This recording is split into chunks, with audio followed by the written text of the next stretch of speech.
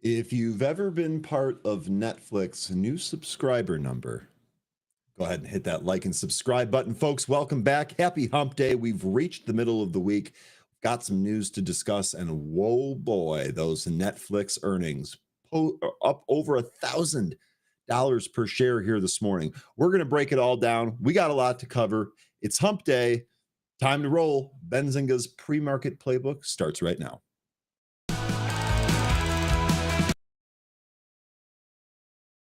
But I actually have to play the correct asset. So GG.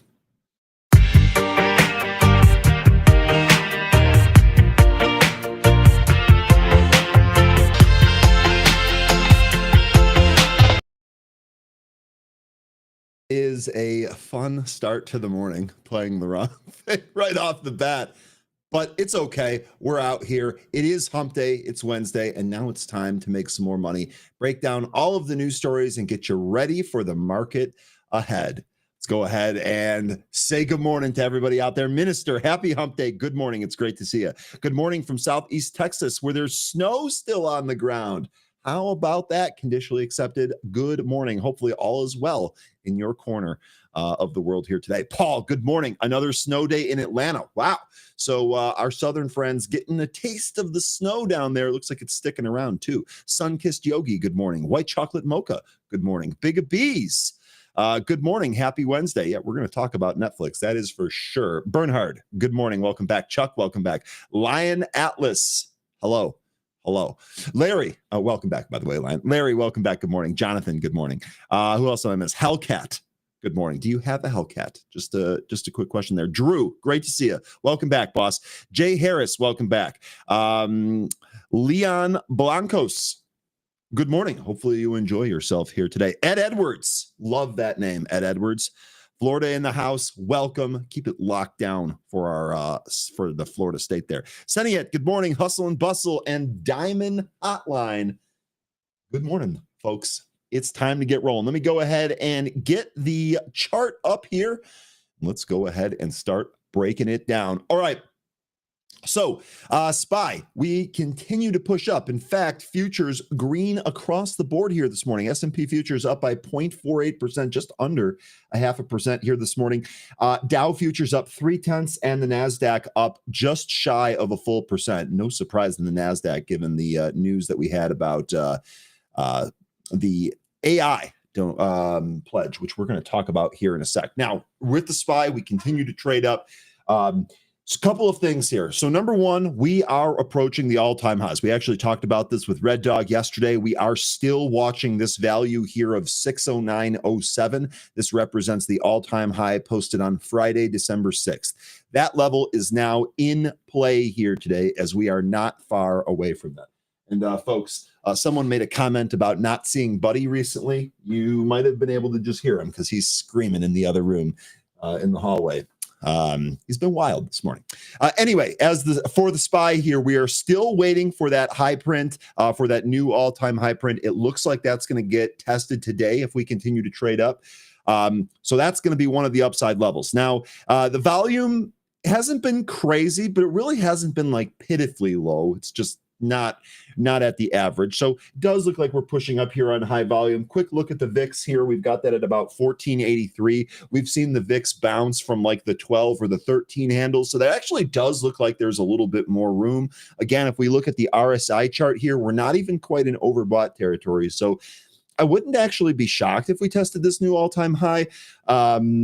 And at this point, I wouldn't necessarily be shocked if we printed new all-time highs only to eventually roll back over. I know I've been waiting for a correction in this market. I still am, and I still think we're going to get one here in 2025. But in the meantime, if you can't beat them, join them. And like I said, I'm really, really pleased because my call on Monday was that, hey, the price action telling me, oh, sorry about that. Had the wrong chart up there. My apologies. Actually, you know what? It was my fault. I had the wrong window loaded here, and I had the SPY chart in the wrong window. Boy, I made some mistakes here today. We're gonna have to pick it up from here. We're gonna get all of the bad moves done before the market opens, so that when the market opens, we can crush it. Anyway, here is your SPY. It's the same. What I was just saying, it's basically the same thing, right? Here is the high print Friday, December 6th. We're approaching that. We'll see where we end up going here today. That's going to be one of those upside levels to test. Now, the other thing to keep in mind here is going to be if we sell back off, where might we find some support? All right. And I think that the 50-day moving average is going to be one of those that finds support. I do think some of these lows from the previous day will find some support. The market does seem to be in buy the dip mode. So I'd imagine if we come in towards that yesterday's low, it's possible that the market bounces off of that.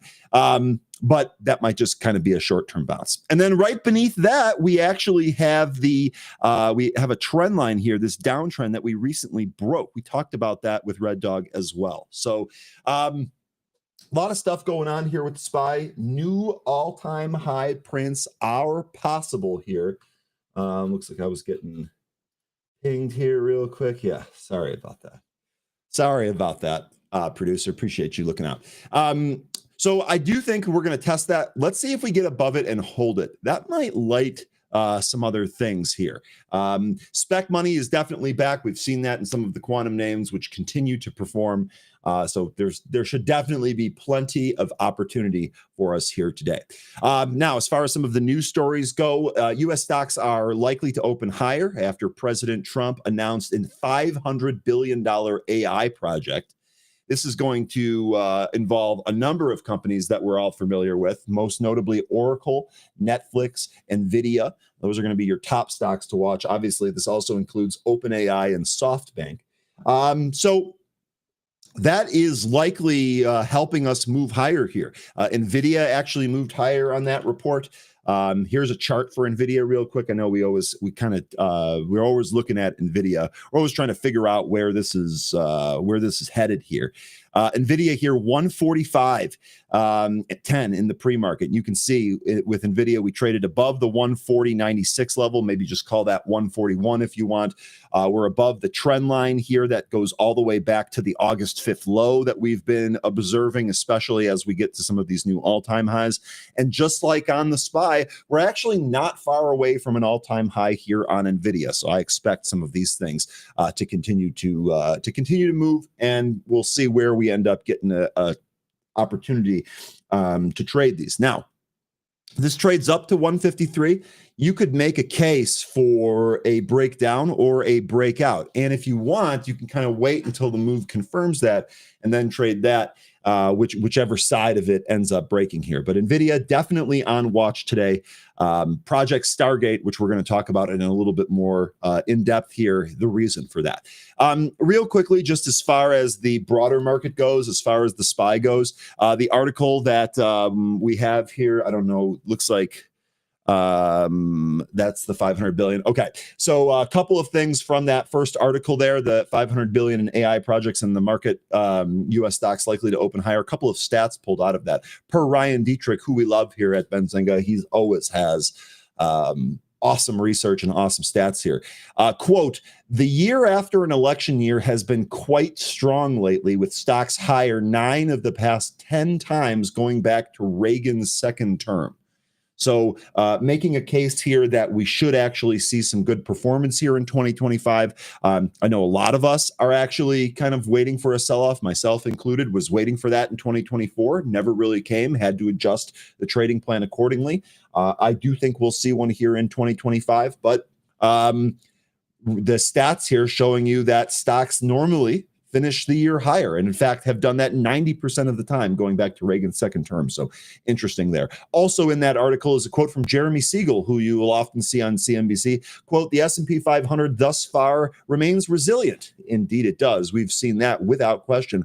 But I maintain my call for a correction this year as bond yields rise further, which could pressure valuations. We've talked about that a lot too. I know a lot of you folks are watching that. I know a lot of you folks watch some of the treasuries. I know a lot of you folks watch the TLT, the whole 9 yards. So totally get it.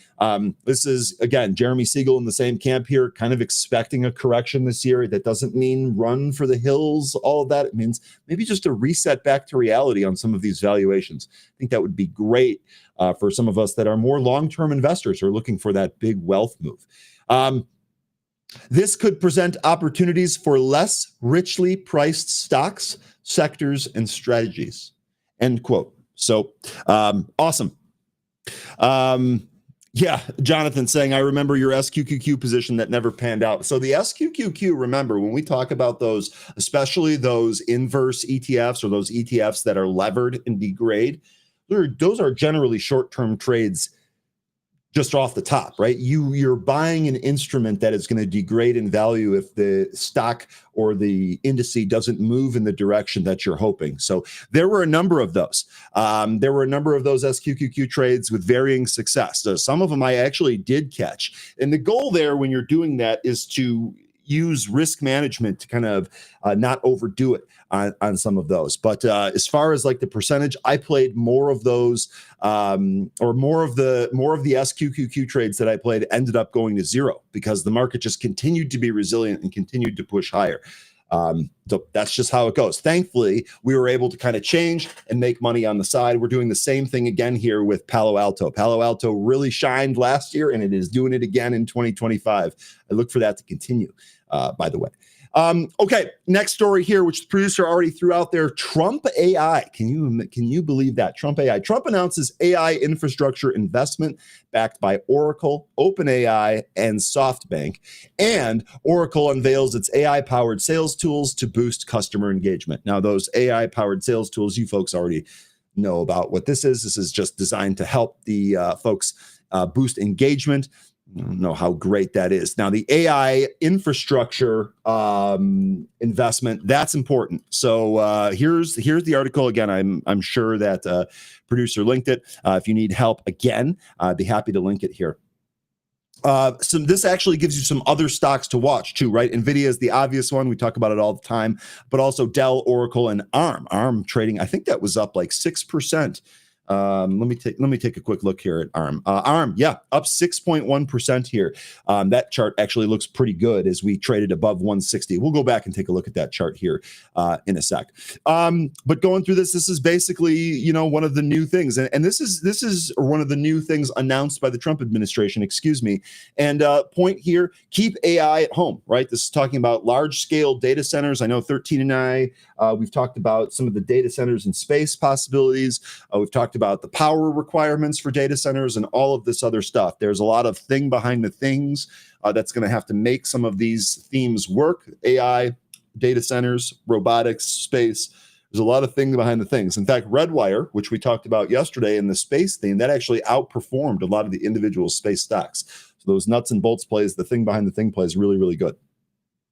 The collaboration set to commit an initial $100 billion to U.S.-based AI infrastructure projects with a total investment of up to $500 billion over the next 4 years.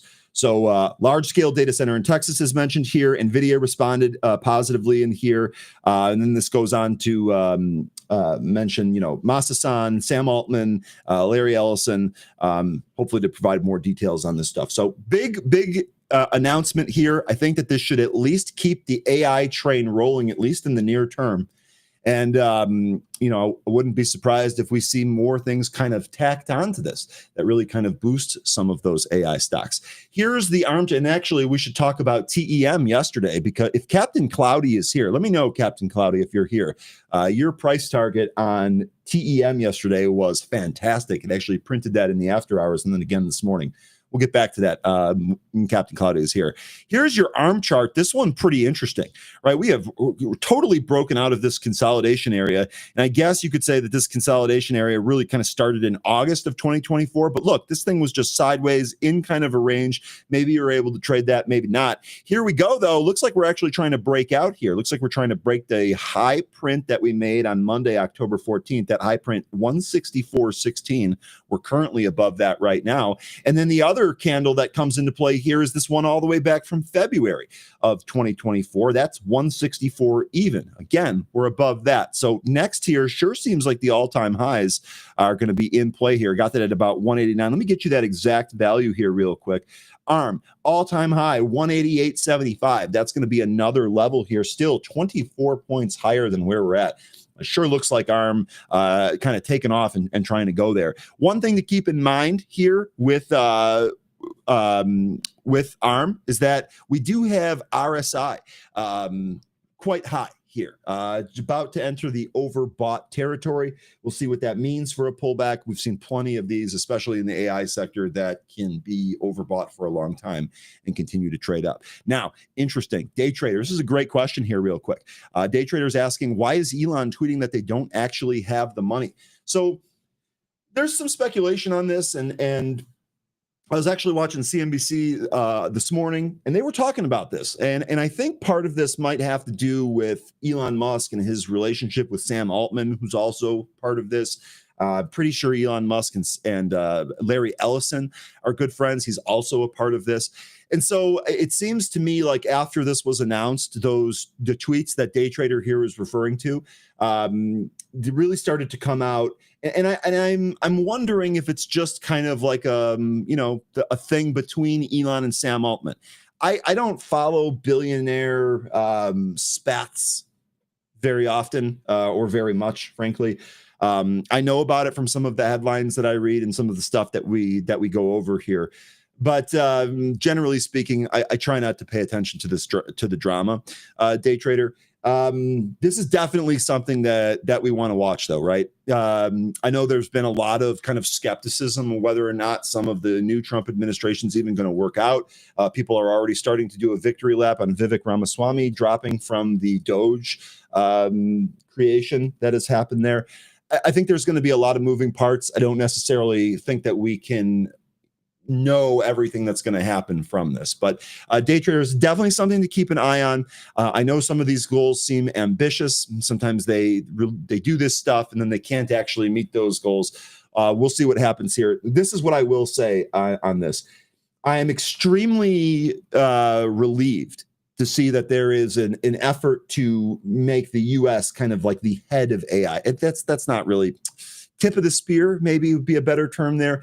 We want to be a leader in AI. There's no question about that. And if you believe some of like the catastrophic stories that AI is going to produce robots that are going to kill us all, I'm not there. But I would also rather have this be kind of like a U.S.-led thing. So I view this investment here as positive. AI is something that we've already kind of been on top of, and we've been following. We've been trading in a lot of different ways. So this just seems like more fuel for the fire. Seems like a pretty good thing, pretty universally. So okay, and you producer helping me out with the links there. Awesome. Okay. Day trader saying it's not a good look. Elon is inside the house now. Well, that's yet to be seen. We will see. A little bit of going back and forth, probably not the end of the world. But if this does maybe come crashing down, I think maybe you're right on that. We'll see how this plays out. Still in the infancy, just announced here on that. Okay, ARM, pretty interesting though. No position. I can't remember which one of you or how many of you end up trading ARM a lot. Chris, I think this is one of yours. Izzy, do you trade ARM? I can't remember. Anyway, would love to hear what you folks have for a trading plan with ARM. No position myself, but pretty interesting when looking at the chart here. Okay, let's talk about Netflix. Let's talk about Netflix because my, oh my, what an earnings report we had yesterday. Holy smokes. Holy smokes. We talked with Red Dog about watching this area here, this high from Tuesday, December 24th. Man, oh man, we blew through that on the earnings print here, on the earnings print with Netflix. Netflix Q4 earnings, record subscribers, NFL, Squid Games push past the highest expectations. Roku is also up on this Netflix move. So keep that in mind as well. Let's take a look at some of the numbers here from Netflix. I mean, they were astounding. Also, you're getting a whole bunch of price target re-ratings. You're also getting some upgrades here. Rosenblatt upgrading Netflix to a buy, raising the price target to $14.94. Stock's $1,000 right now. It's another $500. Represents another, 50% upside from that Rosenblatt upgrade. Just Netflix, just an absolute monster here. Real quick with some of the numbers there. EPS 427 beats the 419 estimate. Sales 10.24 billion beats the 10.11 billion estimate. Man, oh man. Huge. Just a huge beat here. My thought on this one, like I was kind of saying with the opener, the fact that the NFL put 2 football games on Netflix on Christmas Day when everyone's home and everyone's probably going to watch football, or at least someone in your family or circle is going to watch football, probably more than just one. I bought Netflix streaming for the first time. Now, I will say I did remember to cancel it before I got dinged for the next month. So they didn't get me on that second month, which sometimes gets people. But nonetheless, I was one of the holdouts on Netflix, and the content was just too much. Eventually, you put some NFL games on there, and I had to buy it. I had to buy it. So I think that some of the numbers that you're seeing are likely because of this. Don't forget, we also have the Tyson Paul fight that was in there. And then Squid Games too. I'm not a Squid Games watcher, but we get asked about this all the time. There's actually a woman on Happy Hour that was asking if Squid Games 2 could really kind of help drive Netflix's price higher. Well, we have our answer, don't we? It was a combination of all of those things. Netflix absolutely blasting off here, up 14.8%, 128 points. For any of you that took any type of option trade on this, tell you what, the option buyers won yesterday. Wasn't the option sellers. So grats on your trade, and that would be a real good thing.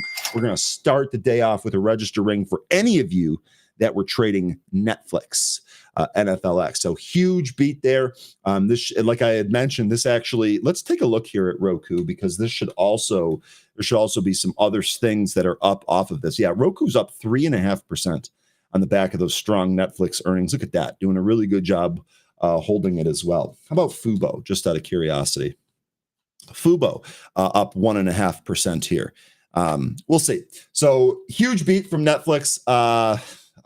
Huge move also from Netflix. And we'll see if we get another trade opportunity here on Netflix. No position for me on this, but really, really important report. Now, there was one thing from that report that I pulled out here that I want to let you guys know. Netflix said that they will no longer break out membership growth numbers going forward in fiscal 2025. The company said its guidance reflects, quote, continued healthy member growth, end quote. So, you know, some of these companies do that. You know, we heard from DHI, from DR Horton, right ahead of the biggest season for home buying, that they're not going to provide guidance anymore. If you recall, years ago, Apple did this. I think it was 2018. Actually, we can probably look that up here real quick. Apple, just one of their earnings reports said, you know what, we're not going to provide guidance anymore. It looks like 2020 was when they stopped for COVID. I assume that they blamed it on. So that we're getting the same thing here. They'll still guide, it sounds like, but they're not going to break out membership growth, which is something that I know people are looking for every single Netflix print. Looks like they won't be doing that anymore.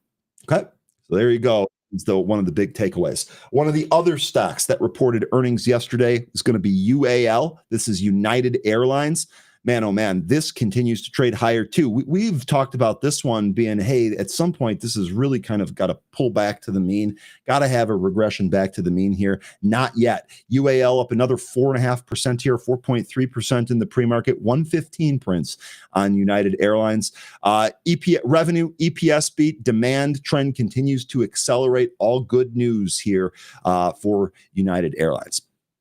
All right, folks. It's almost 8:30. We're going to go a little bit early because we work on Lombardi time. And if you're not early, you're late. So we're going to go ahead and bring on our Wednesday guest, Tim Melvin. Put your hands together for Mr. Melvin.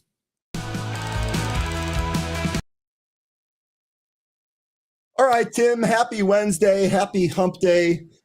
How are you doing here today? Well, we're doing good, but Ryan, we got to start out this morning with an urgent message for my friends from the north. Your weather is down here. It's drunk in my front yard. Please come get it. Florida's, they had over 8 inches of snow in Pensacola last night. It's not warm here, so it's interesting times. Okay, well, I'll say this. I'm not going to come get it. It was, when I woke up yesterday, it was -8 here. So oh, wow. It is what it is. Today, we're actually up to 8. So That's balmy by comparison. Blooming, yes. I did see some pictures there. First of all, I hope all of our Florida friends are okay, because I know that those folks really don't know how to deal with snow, and I say that endearingly. So I just hope everyone's okay. I will say, Tim, yesterday I saw a picture of Bourbon Street covered in snow. Bourbon Street covered. Now that's different than, having bourbon on a snowy street, but this was Bourbon Street actually covered in snow. Can't believe all those people in the South are getting whacked by snow. I know we have a number of people from Atlanta here that are still dealing with snow as well. So, okay. So you survived it sounds like. Oh yeah. But the first time I saw that film of Bourbon Street, I'm like, oh wow, because I've never been to Bourbon Street ever in my entire life. And I went the first time in 1979. Okay. But I've never been without seeing at least one drunk guy, usually, the frat boy type, laying out there drunk, passed out on the sidewalk. Now, I feel sorry for that poor bastard this morning, because he slept over a nice blanket of snow. Oh, man. So anyway, we're off to an interesting start for 2025, to say the least. Donald Trump has hit the ground running. Sure has. Oh, by the way, that reminds me. So 200 executive orders signed on day one. Here's the piece of news. We didn't talk about this yesterday. I got the news late. One of the executive orders that he signed was more likes for this show. And so, folks, I'm really going to need you to smash that like button for the executive order, for Tim, and for everything else that we do here. Okay, Tim, all jokes aside, he did hit the ground running, and I think that you just hopped on at the tail end of that. We were discussing this $500 billion investment for AI. So what do you make of all of this? What do you got on the radar? Well, I'll touch on the AI stuff, and then I'll go to my actual radar. Artificial intelligence, we have to spend a lot of money. Okay.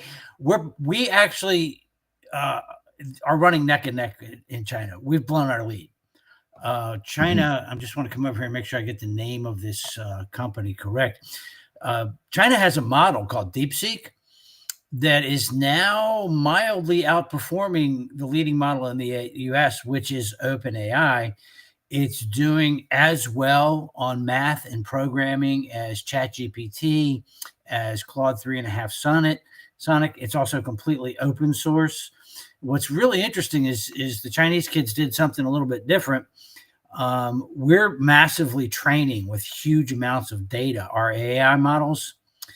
DeepSeek didn't have a market that they had to worry about because they're a Chinese company. Mm-hmm.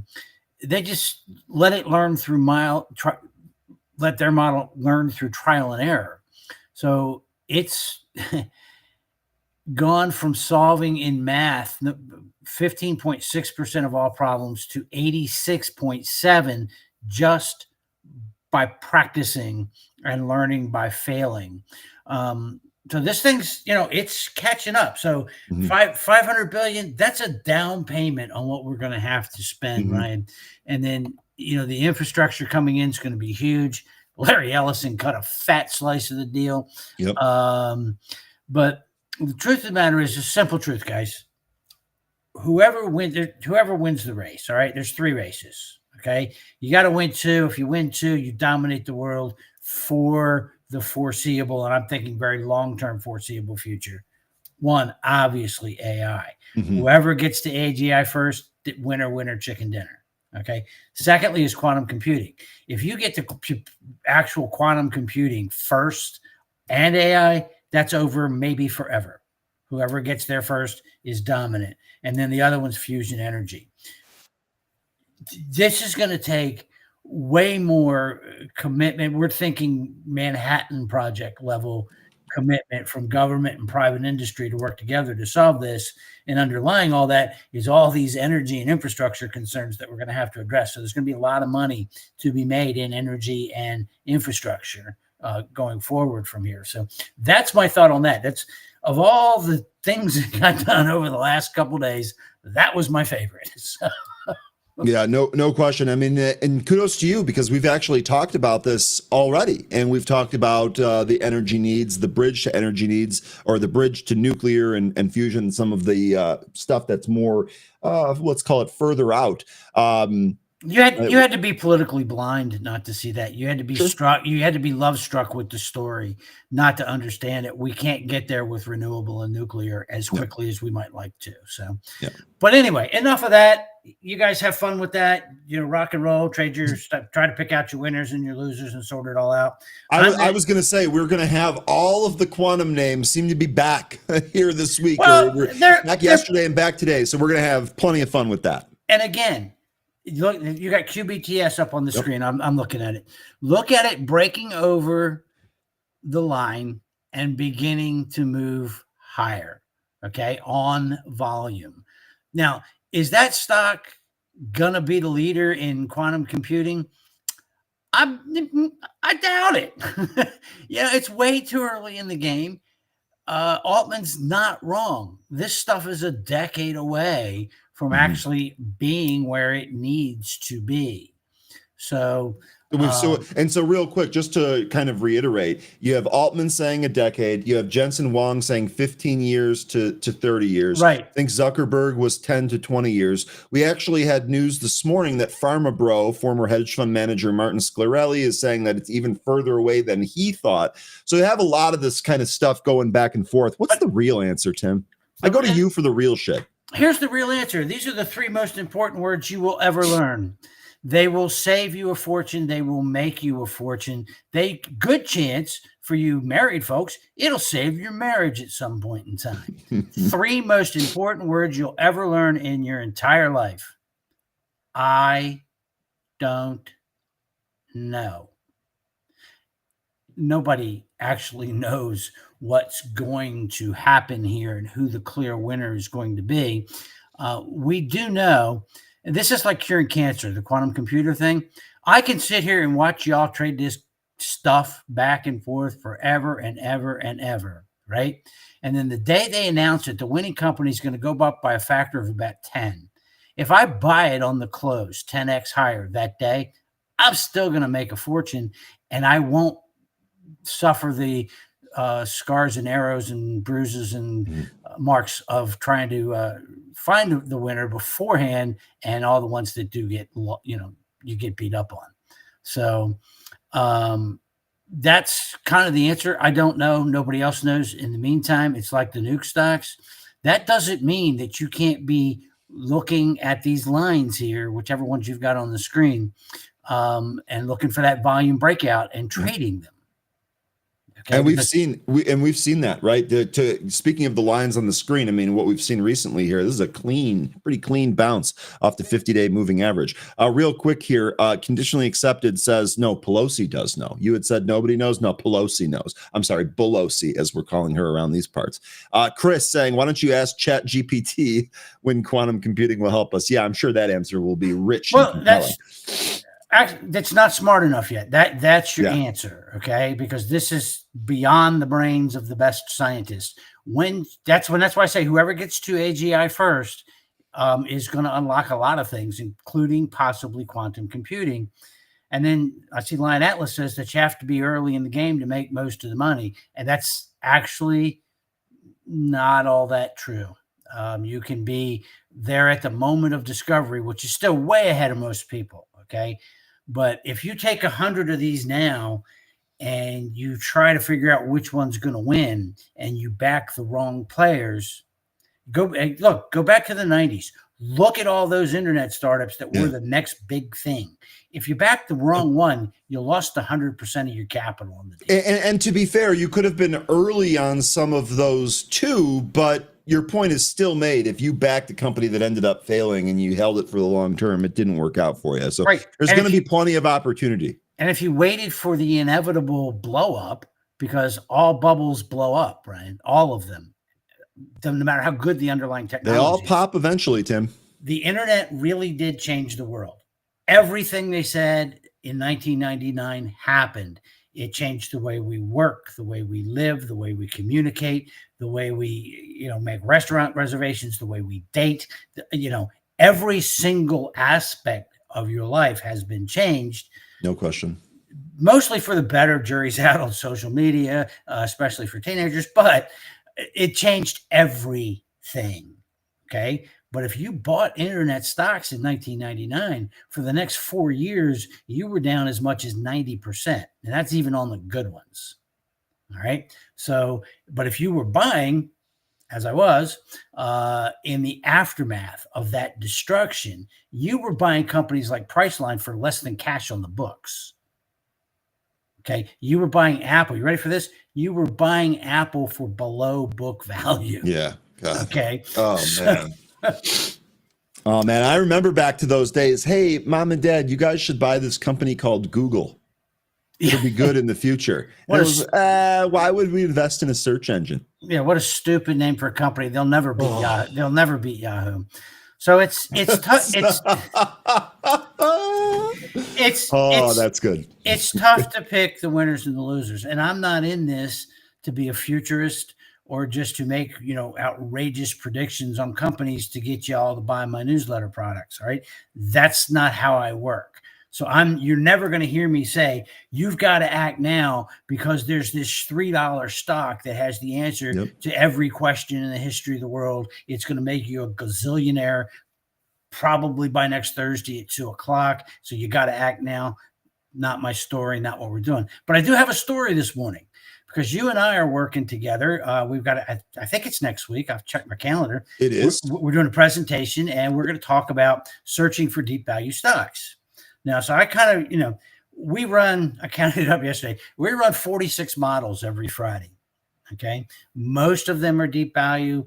It's deep value, then momentum. And then we have 10 that are just weird that occasionally produce actionable insights. But I get asked this question all the time. And it's like, why deep value? Everybody knows. Anybody want to fill in the blank? It doesn't work. Okay. Well, it does. It's never stopped working. Then the other thing is, and this is my favorite because this one sentence has made me almost as much money as I don't know because I've been hearing it since the 1990s. Ready? We live in a whole new world of intellectual property. Book value does not matter. Well, except it does, and you can still make money doing it. And where I get frustrated, and we're going to talk a lot about this. It's Tuesday night, right? It's Tuesday night, right? Tuesday. We're going to talk for anyone interested. By the way, that's Tuesday, January 28th. Okay, so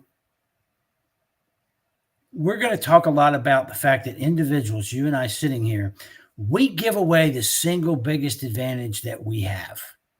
Okay. Look at what the stocks that you guys are talking about every morning. It's the same stuff that's on CNBC. It's the same stuff that every instant expert on the interwebs is talking about. It's all the big cap stocks. It's the NVIDIAs, the Microsofts. And I'm not saying you should know this, right? But most of your money should go where you have an edge, right? If you sit down, for instance, at a poker table with no edge, you're coming home broke. Right. Eventually, it's the same thing in the markets. There is a reason that with all the noise and fury and information and everything that is available to you, individual investors underperform the indexes by a significant margin. Money managers getting paid $500,000 plus a bonus, 90% of them underperform the indexes. Okay. We give away the single biggest advantage we have as individuals. We can do stuff they can't, right? For instance, and I'm going to give you an example. In 1976, we're going to walk back in time. Most of you might not have been born yet, but for those of us that were alive, Ben Graham was the father of value investing. He invented this stuff, right? He's Warren Buffett's business school teacher, along with a whole bunch of other guys that got really rich. If you take, by the way, going back and you look at Graham's classroom in Columbia and you look at the lineage of the people that came out of that, it's pretty spectacular. But anyway, we don't have time to go down that particular rabbit hole today. But Graham gave an interview to the CFA Journal, the Financial Analyst Journal, and they were talking. And I actually pulled this up because there's some pretty cool stuff in it. See if I can. Yeah. Graham was very harshly in this interview. This is the last interview he gave right before he died. I mean, he died just a few months later. They made the mistake of asking Ben, who's been on Wall Street since the 20s, what's your view of Wall Street as a financial institution? And I love this because it's still my answer today. A highly unfavorable, even a cynical one. The stock exchanges appear to me chiefly as a John Bunyan type of Vanity Fair or a Falstaffian joke that frequently degenerates into a madhouse, a tale of sound and fury signifying nothing. Wow, that is 1976, all these years later, still 100% true. He goes on to say analysts spend most of their time trying to do things that can't be done, like forecasting short and long-term changes in economy and general market price levels, which are pretty close to being impossible. Now, they ask him about individual investors, and y'all need to remember this because it's never not been true since he said it in 1976. He said, do you think individuals are at a disadvantage or an advantage because of the institution's large resources, superior facilities? Now you can add computing power and AI and a bunch of other stuff. And he says, look, the individual investor has a great advantage. Institutions have this small field of common stocks that they got to deal with. That's it. That's all, because of their size issues. Those stocks are overanalyzed, they're overviewed, they're overtraded. There's almost no unknown knowns about this. In other words, things that are not known that can be discovered by research.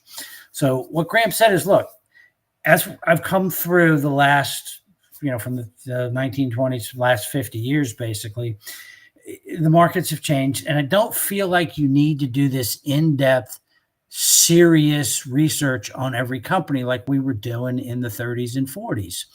But we can draw from more issues, and acting as investors, not speculators, we can use a couple of simple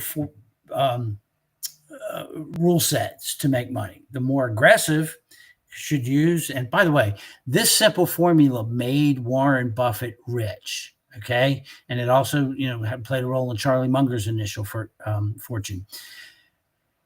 If you can buy companies that trade for the value of less than the net current assets, which is simply net current assets, stuff that can be turned into cash in the next 6 months, minus everything the company owes.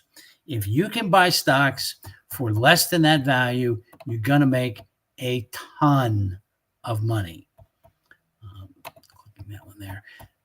That is a simple strategy. Institutions can't do it because you're going to own some teeny tiny little companies that nobody has ever heard of before. Okay. But the returns are outrageous. Over the last month, it's up 22%. Over the last year, it's just this simple, no analysis, no follow-on, no nothing. You're just buying the companies that the computer spits out. By the way, did anybody here, hopefully you saw the movie Other People's Money with Danny DeVito? If you haven't, rent it. Ryan, have you ever seen that one? I have not. Okay. The last Danny DeVito movie I was told to watch was Tin Men. Okay. DeVito, which is a great movie. DeVito plays a corporate raider of the 1980s. And he's going after a wire and cable company up in, I think it's either Maine or Vermont. But at one point, he walks to the front of the room and he takes a chalkboard and he erases it. And he goes step by step through how he's valuing this business and why he's going to do a corporate takeover and split the company up and sell off the parts. He then goes through and outlines the exact formula for determining the net current asset value of a stock. All right. And nobody ever picks up on that unless they're, a value geek like myself. But this formula has been ridiculously powerful. And you're going to buy stocks that you've never heard of before. And they're small enough that institutions can't play this game alongside of you. The companies are too small. mean, one of the largest one on here is Land Sea Holdings on the current list now, LSEA. The stock's at $8.20, the net current assets of the business. And by the way, I actually love this business as a standalone business because they are in the business of building homes, primarily for the first time and first move up buyer, and they're in all the markets you want them to be. Fantastic business. The stock is ridiculously cheap here. And again, we're for the most part, when you're doing net current asset value investing, you're not really considering any of the qualitative factors of the company. The computer, Matilda spit out the list, you buy the list, just like Danny DeVito. Then there's 5 Point Holdings, and they're doing mixed use master plan communities. And they're in the areas nobody wants to be in right now. 35 miles northwest of downtown Los Angeles. Put that on a map right now. 15 miles north of the San Fernando Valley, Santa Clarita. They're developing the Candlestick Point and San Francisco shipyard neighborhoods in California. So they're primarily a California developer doing master plan communities. That's, about as popular as being a fire juggler on a hayride. I mean, it's just not something that most people are really taken with it at this moment in time. You've got Keytronic Company, KTCC. And again, these are smaller companies, right? These aren't even a rounding error on Fidelity's balance sheet. Stanley Druckenmiller doesn't, if he wanted to make a minimum investment in this company, he'd have to buy the whole company. And so you've got this company sitting there trading at a fraction. I'm sorry, go ahead. Yeah, real quick, Tim. So the plan with some of these is it similar to some of the banking strategy where the company is just going to get rolled up and taken over and you're going to get paid a premium for holding it? You're going to get an amount of that, but this is actually, because it is quantitative, the idea is at the end of 6 months, you're out. Okay. The way that we built this particular model, by the way, in 6 months from the day you bought it, you sell it, you move on to the new set. Some of them will roll over. Some of them won't. You'll have a few losers. Over the course of doing this, you'll have some that go to zero, but you're going to get some of these penny stocks that over 6 months go up 300%, 400%, 500%. And there are a lot of penny stocks, okay, in this particular strategy, but literally, you can liquidate the business at a profit. If you just take cash, securities, receivables, stuff that you can sell for cash within the next 6 months easily, that's current assets. Now, we're going to subtract out long-term debt, short-term debt, accounts payable, preferred stock obligations, everything. We're going to assign that much value to property, plant, and equipment. So any real estate, any machinery, anything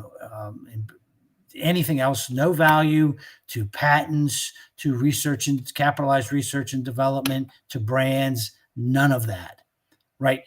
Basically cash and a cash equivalent minus everything else, no value on fixed assets. If I can buy the business for 80% of that, I'm probably going to make money if I buy a whole bunch of them. Now, the way this is going to work, in really strong bull markets like we have now, you're not going to have a lot of these, all right? And you're going to have a lot of small ones. Now, in March of 2020, you had a whole bunch of them. They were everywhere. So it's a hardcore value strategy, but the returns are astronomical over time. Not for the faint-hearted, because they are volatile. If you have a tendency to fall in love with every stock on your list, or you overweight positions because you think one stock is better than the other, not for you. Okay. Because sure as hell, you're going to overweight the ones that don't work and underweight the ones that do. And it always ends that way. So it seems. So you need to do that. So then the other strategy that Graham suggested was, and this is for, the most aggressive investor or the most aggressive portion of your investment stack. So, maybe you're doing 30% in high quality stocks. You're doing another, say, 40% in the strategy I'm about to tell you about, and then the remaining is in your super aggressive, this one. And the other strategy, he said, look, you don't have to be as specific and just really detail oriented as Warren and I were when we started out. And in fact, you found that Warren, by the time he got to the late 1960s, they had split their portfolio up to the point where they had what he called the workouts, the net current asset stocks. And he was doing those right up till Munger's saying, look, dummy, you're too big. You can't do it anymore. But then he had what he called the generals. And these were just companies that had fallen in value, that were, larger companies than you're going to find here, to be sure, that were trading. Graham used a PE ratio. He said you can use any variable you want. So since Ben was nice enough to say that, I used book value. And he used financially sound companies trading at a discounted valuation. Now, what Graham didn't have, he just said, look, we're going to do it as a debt to equity ratio of less than half. Graham didn't have the cool tools that we have today, like Altman Z-scores and like F-scores. So we're going to do what I call the 838 strategy. It's a PE ratio of 8, and enterprise value to EBIT, which is my measure of earnings. I'm sorry, I use price for book value on this one. I use book value on both these models. So trading below book value. So F-score of 8, below book value, Altman Z-score of 3 or better. And again, lots of stocks in the aftermath of bear markets, not so many stocks as bull markets run higher. But it does absolutely crush the markets. We're coming through one of the best decades ever for the stock market. About a 13.5% compounded rate of return, which is excellent. This simple strategy offered about a 21.5% return. So, and all alpha, the beta is just about a market beta, drawdowns within basis points of being the same as the S&P 500. So, and again, these are just simple, hardcore strategies. You're not competing with institutions. You're not buying tips. You're not buying rumors. You're not buying stories. You're just buying stocks based on pure fundamentals. And you own some ridiculously, really boring stocks. You turn around and tell your friends and neighbors about this at the kids' soccer game, they're going to laugh at you. Okay, until of course you buy the newer car and move out of the neighborhood into the bigger house because you've made way more money than they have. But if you look on the current list, well, look, right, it's a fact, Ryan. Boring works in investing. Yeah, it does. So what do we got here? We've got the Reserve Petroleum Company. This is a really little company. Don't throw a market order at this, okay? What was the ticker? RSRV. I started with exactly the wrong one because it's tiny. But it's an oil and gas company that's been around doing business in Texas, Oklahoma, Kansas, Arkansas. It's been around since 1931. It's a $171 stock. Trades kind of by appointment, so be careful with that one. But then, Toll Brothers is now trading at a reasonable price. 135. 135. And right I'm sorry, at its 200, by the way. And I'm sorry, in this screen, it's the perfect stock screens where I use book value. This one does use an enterprise value to EBIT, earnings before interest taxes, multiple of 8 or less. And in Toll Brothers' case, it's way less than 8 right now. So you've got an F score of 8, a Z score of 4.69. So the stock might go up, might go down. It's not going to have any financial distress. Pilgrim's Pride, they're in the chicken business. What's that ticker again? PPC, fresh frozen value-added chicken, and they do some pork as well. In the beautiful downtown Greeley, Colorado. They do business, of course, all over the world. But stock is just, sitting here trading at a very low multiple of the cash that the business produces. The financials are just absolutely rock solid sound. And then a stock that is a really super boring business shows up on almost every value-oriented screen you would care to run right now. And it's in a business everybody hates. It's GNK, Genco Shipping and Trading Limited. In case you can't tell by that name, they're in the shipping business, and they're in the dry bulk shipping business, shipping iron ore, coal, grain, steel products, and fun stuff like that all over the world. Just changed their dividend policy, raised the dividend by 18%. Now, here's something thing about the shipping industry. The entire shipping industry, almost without fail, believes in the old Greek shipping industry approach to the business. Pay out the cash. Pay if you need to build new ships, you borrow the money and you pay it back. But when you've got cash, you pay it out. Dividends tend to be fat. No exception here. 10.75% dividend.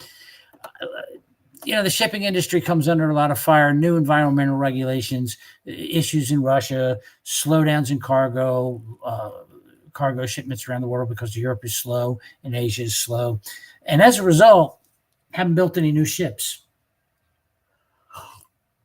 So the market is still there, but there's, ships going to the scrapyard every year, not a lot of new ship inventory coming on. That makes this very attractive business for a long-term patient investor.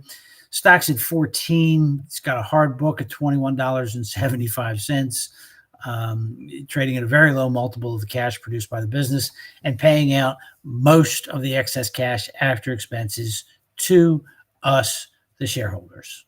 Okay.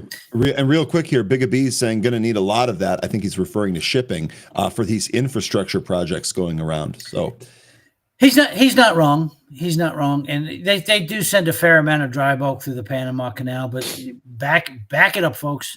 Panama Canal is still open. It's still running. It is taking longer to transit the canal. That's because water levels are low. It's still one hell of a lot cheaper than going around the Horn. So, there's some shipping is always going to go through the Panama Canal. So that's kind of where we are, guys. You're buying out of favor businesses. The net current asset story. I mean, if you really are going to tell me your mission every morning when you get up is you want to get out there and you want to make a ton of money in the stock market, and you aren't doing this with at least a small portion of your money, I don't believe you anymore. There you go. Got to have multiple ways to get those income streams. Okay, Tim, cannot thank you enough. Tons of great stuff as per usual from you on Wednesday morning here. Really appreciate your time. Have a good rest of your week. We're going to see you next week here on Wednesday, but also we got that presentation Tuesday night. You know what, Tim? I'll go ahead and share that registration link. Absolutely. Coming up here, yeah. And good luck to all y'all and all your endeavors. I mean, there's the one thing I can promise you over the next 4 years, and absolutely chip this one in stone because it's going to happen and it's going to play to the advantage of traders. It's going to be a tad volatile, guys. Yep. So volatility is our lifeblood. Whether as a trader or investor, if you know how to manage it and use it, it's the key to making a ton of money. There's going to be lots of it. Yep, indeed. That's something that we have been talking about for a while. Okay, Tim, really, really good stuff. Have a great rest of your hump day, and we'll catch you next time, all right? All right, see you guys. Bye. That is Tim Melvin. He never disappoints here on Wednesday. That's my favorite part of Wednesday, is that I know I'm going to get an awesome guest in the morning shortly after I wake up. By the way, for those of you that joined us yesterday for Red Dog, who came on here, I promised him that I'd start folding in push-ups into my morning routine. We are day 1 of 1 with those booked. We are going to adopt the Red Dog rise and grind mentality and continue to add that. So push-ups knocked out here this morning before we got ready for the market. All right, Tim Melvin's departure leaves room for 13. Let's go ahead and bring him on. 13, how are you doing here today, my man? Trying to stay warm. Sorry, I just realized I had my mic off. Trying to stay warm. So I'm guessing it's still cold in Texas. Tim just came on here and said that us Northerners are supposed to go down and pick up the drunk weather, which is still down in Florida. Apparently it's snowing down there. We had reports from Paul this morning that there's still snow in Atlanta. There's a couple others, I think, that were mentioning that. So sorry, I think it's supposed to start getting warmer here pretty soon, though, right? Oh yes, well, it's overnight was the coldest it's going to get for us down here. So just had to make it through this morning, and we should be fine from here on out. This was where the big concern was for lots of pipes freezing, infrastructure failing. That was today. So once we get past that, we should be pretty clear from here on out. Okay, sounds good. Jay Wild here, guns out, buns out. Yeah. Hey, we're gonna keep doing that. Look, I'll say this: the arc towards fitness, that's not something that we're gonna roll back on at all. We're gonna keep pushing that forward, and I would advise, if I could, that everyone else do that too. It will really help you. Okay, Mike, Big Bees, Jay Wild, Jonathan, hello, Guardians of the Galaxy, good morning. Crow, good morning. Welcome back. It's time to go. 13, we did have, excuse me, I did have quite a bit of news stories to run through here. Okay. We do have some charts to take a look at, but we can pretty much do it in any course or throughout the course of the day. There are a couple of things that I just wanted to mention headline wise, and then I think we'll go over to the to some of the movers, and we'll start taking tickers from the chat here. I know we got 30 minutes till we open, so we are going to have to do this pretty quickly. So let me just run through a couple of these real quick. Bitcoin. I know we've all kind of been talking about Bitcoin recently. Here's this Solana chart. Let me get the BTC chart up there. Oops. Okay, story here is going to be Bitcoin and Ethereum rally amid SEC's plans to establish crypto regulations. There was a top trader that issued a $300,000 target. $300,000 target for Bitcoin this cycle. I'll tell you what, I love that. I'm not sure if we're going to get that here. By the way, it certainly looks to me, 13, I'd really like to get your opinion here, but this head and shoulders that we kind of identified here on the chart, to me, this looks invalidated. Yeah. Okay, so what I'm going to do is I'm just going to go ahead and delete these. We pulled back to the support area. We did not breach the support area. Now we're trying to go higher. We'll see if we take out the all-time high here at 108 and change. Or if we double actually top. Already did that. Or if we double top. or yeah, we have enough to get through here and double top. So, you know what? Let me delete the question mark as well. That was just kind of a cutesy thing. And we'll actually delete this as well. Also. Okay. So Bitcoin, that's kind of what's going on here. I think there's going to be plenty of plays in Bitcoin. If we get a $300,000 target, that would be awesome. I'm still in the same camp here. Nothing has changed. I am a hodler. I'm in this for the long term. I still think we're in the infancy. I've never sold, but I did mention recently I actually bought 20 SUI coins. Just kind of hearing about that through my network. Don't know if it'll work out. Added some of that to my Bitcoin portfolio. That's the first USD addition to my portfolio since I opened it in 2016 or something. So pretty happy with that. Anyway, crypto continues to rally. Amidst everything going on with the new administration, and we did have another top trader issuing a $300,000 target. The other thing that I wanted to discuss that's somewhat related to Bitcoin is going to be MicroStrategy, because there was a piece of news there, and I know that this is a really popular stock amongst our group here. You remember, we're actually right around that 380-340 line. MicroStrategy down 1.77% here this morning. The news, Michael Saylor's proposal to increase MicroStrategy share count approved by shareholders. More Bitcoin purchases in the cards? Maybe. They were talking in here. Actually, you know what? I had that article queued up. I closed it by accident. Let me grab that because I did have some stats from that I wanted to give you folks. Looks like, let me throw that here in the chat. Here you go.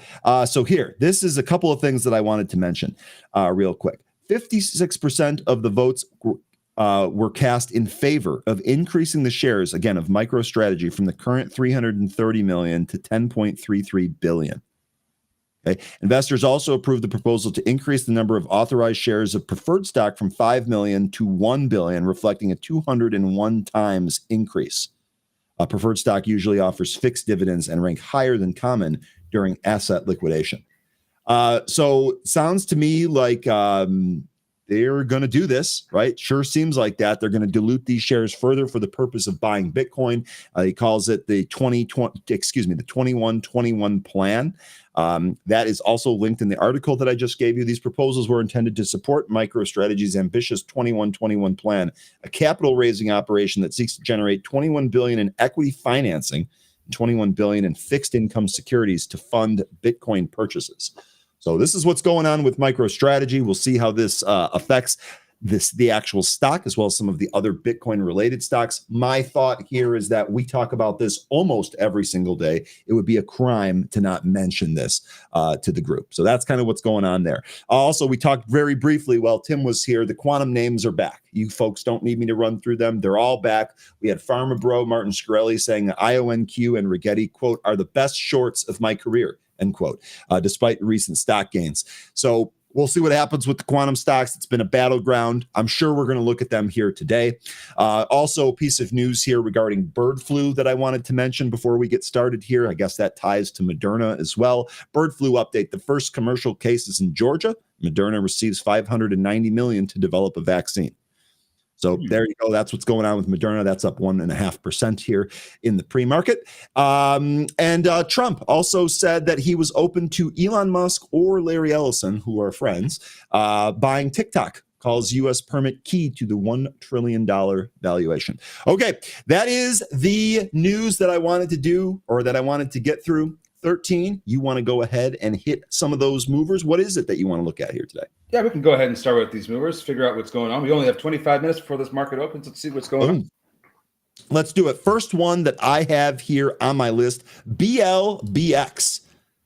BLBX, this is black box stocks. Some of you might actually be familiar with this one. This is popping here. Looks like 350, giving you some resistance here in the pre-market. Black box stock shares are trading higher after the company announced a $250,000 security purchase agreement and is anticipating a potential merger here. Pretty nice move, up 104%. Quick look around the horn. Short interest, 7.13% of the float shorted with only 1 day to cover. So a little bit of short interest there, but nothing crazy. And then the float right in our wheelhouse that we love to see, 2.58 million. So 13, what do you think here? Black box stocks.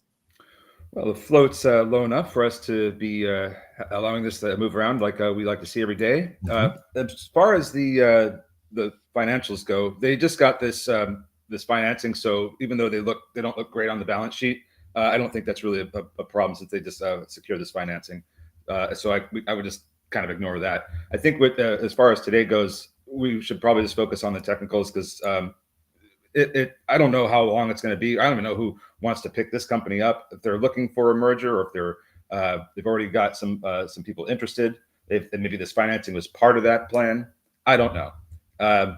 But this is going to likely come back in at some point, and that would probably be the better opportunity to jump in if you want to play for that merger. I just don't know when it's going to be. As far as the technicals go, it's holding above its VWAP right now, but as you pointed out, it's having a hard time going higher than it looks like 375. That seems to be the big resistance area. We had that resistance at 805 this morning, went right up to that. We broke above it slightly up to 382 about 10-15 minutes ago, but could not close above 375. So I think 375 is going to be an important level to watch for. Another thing that about the stock is that the MACD is indicating that it's getting a little bit weak, looking to roll over. So if it looks like we're going to be losing VWAP, just let it fall. We'll just wait for it to find a base, and then we can start trading it. That base could be in somewhere around 270.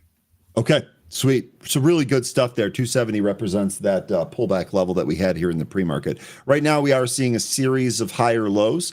I would imagine as soon as that turns around, so too would the direction of the stock. We'll see how that goes. 350, 375, definitely some upside levels there. Really good stuff.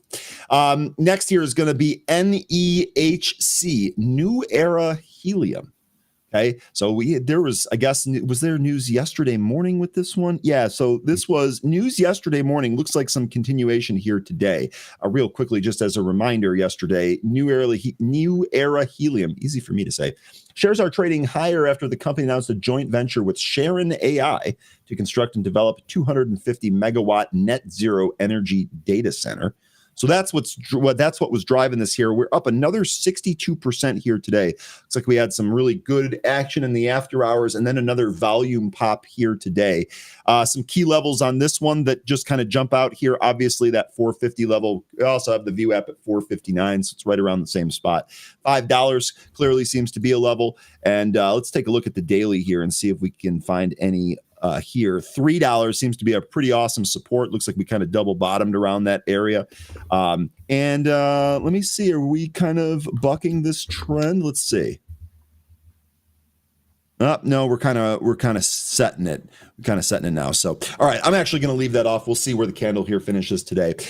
Quick look around the horn on some of these stats. Don't have a float measurement and do have a short interest reading here, but it's quite small, so I wouldn't put too much into that. But again, no float measurement. 13, what do you got here? Ticker NEHC.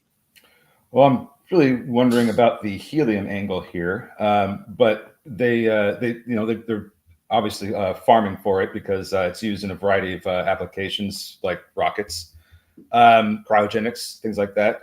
But this is also, it seems like this is a natural gas play as well. So they have a lot of different, themes going on here. You have the natural gas theme, the data centers. So lots to like about this. The float that I found was 4.82 million. Sweet. I didn't really see a whole lot in the way of finances. Don't have a really good read on their balance sheet or income. But that being said, I would just defer to the technicals on this one. It's in the right theme, so we should see better movement out of this one than some of these other ones we're looking at today. Maybe not the next one, but more likely the BLBX, I would say. We'll see if that's correct or not. Right now, we're beneath the VWAP and have found support with this, the 65 EMA on the 5-minute. This is the second time the 65 EMA has provided support this morning. And after the first time, it rallied up to 534 before it came back in. So now we're coming off of support. MACD is looking like we're crossing to the upside. And we are coming back up to VWAP. So we might get a push in pre-market here before we open over VWAP and try and visit those highs I was putting in around 534. We've done that twice already. So this next time up here, it has to be the one that breaks through. Otherwise, we will triple top, and that would be a very bad sign for this stock in terms of trading it. Okay, there you go. NEHC 450, 454 look to be your two next spots. We'll see if that ends up rolling here. Really good mention here on the 65 EMA. Has done a really good job supporting it so far here in the pre-market. Okay, next here is going to be ASST. Stocks up 47.8%. No news, at least not the last time I checked here. Yep, no news here. ASST, this actually did give an opportunity yesterday. This was one of the pre-market moves yesterday, and we got a nice volume pop that ended up being the biggest volume pop of the day right after the open. Looks like we're getting some more action here today. We're beneath the VWAP that we gave up earlier, but we did print a higher low here, and it looks like we're getting to roll or getting set to roll through that VWAP to the upside. I've got that value at 143. Really quickly, just to check in on some of the stats that we take a look at on all of these. Negligible short interest here, less than 1%, and obviously 1 day to cover up all of those shares. The float, 7.4 million. This is right in the wheelhouse that we're looking for. Again, we did see this move yesterday. So anything new for you on ASST here today? Or is it just technicals from yesterday? This is just relative volume. I don't see anything new here. We already know what this company does. There was moving on the TikTok reinstatement, or at least the stay of execution order.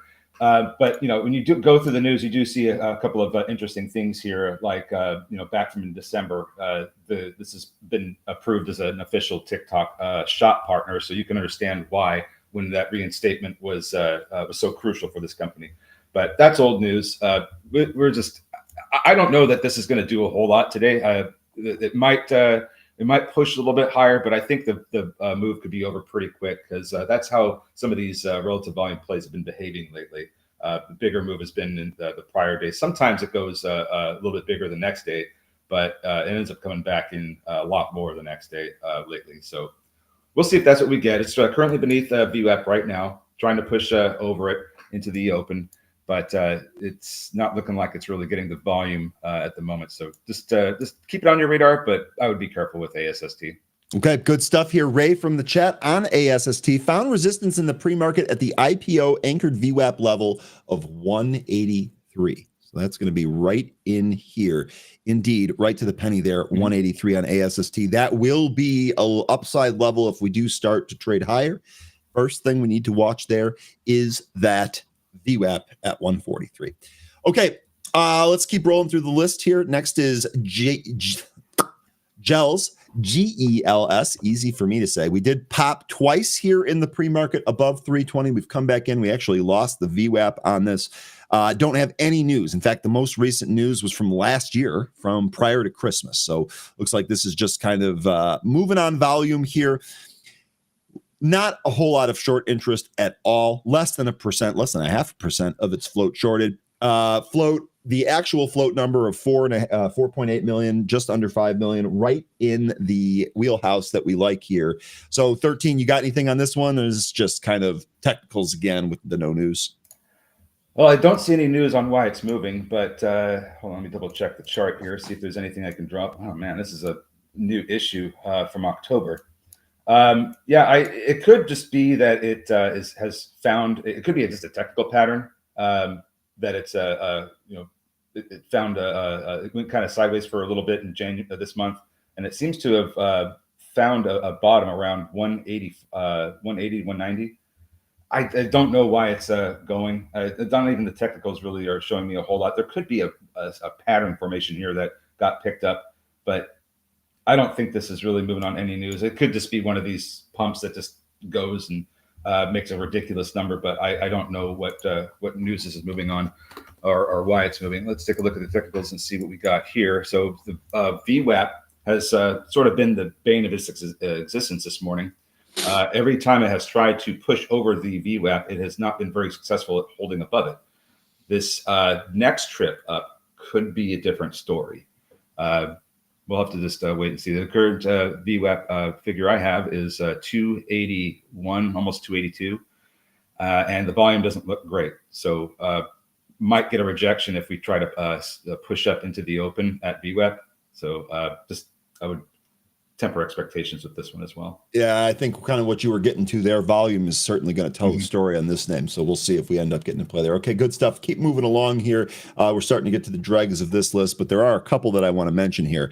First one here, Rail Vision, ex-girlfriend, got to mention it. Rail Vision shares trading higher after the company announced a binding MOU with Sujan Ventures to introduce its safety systems to the Indian railway market. That caused this to pop as high as 128. We've since come back in. We're actually holding beneath the VWAP. That volume has also tapered off here.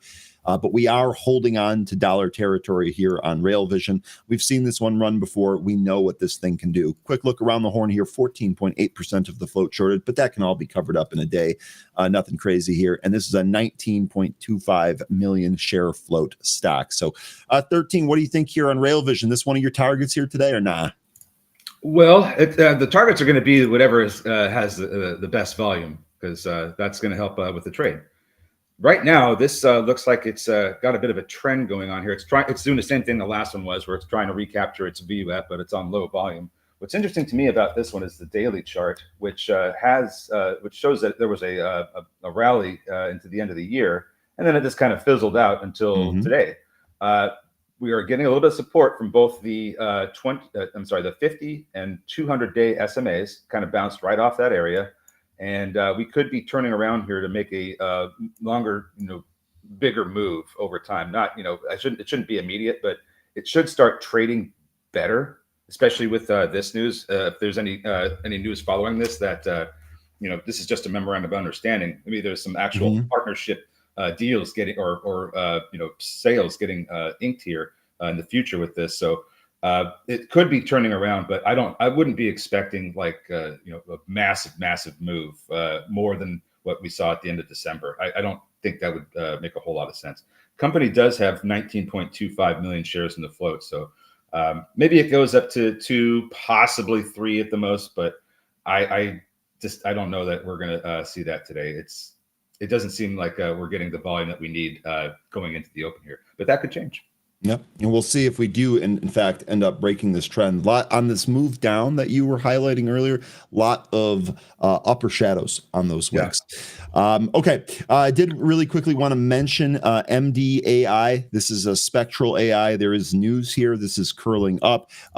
Charles is asking if we could explain VWAP, since we mention it on every ticker we talk about. Charles, yeah, we absolutely will do that. Give me a sec to finish off the list here, and then we can go ahead and explain VWAP and how we use that here. No problem at all. Ticker MDAI, Spectral AI. Spectral AI shares are trading higher after the company provided updates on operating results and anticipates annual revenue exceeding the guidance estimate. Pretty good piece of news right there. Continuing to trade higher. Looks like this thing stopped at 270, came back in, and so far is holding the VWAP, which stands for volume weighted average price, by the way. Mine gives us a support and resistance level. Another quick look around the horn here. Short interest, 10.25% of the float shorted, but again, all of that can be covered up in a day.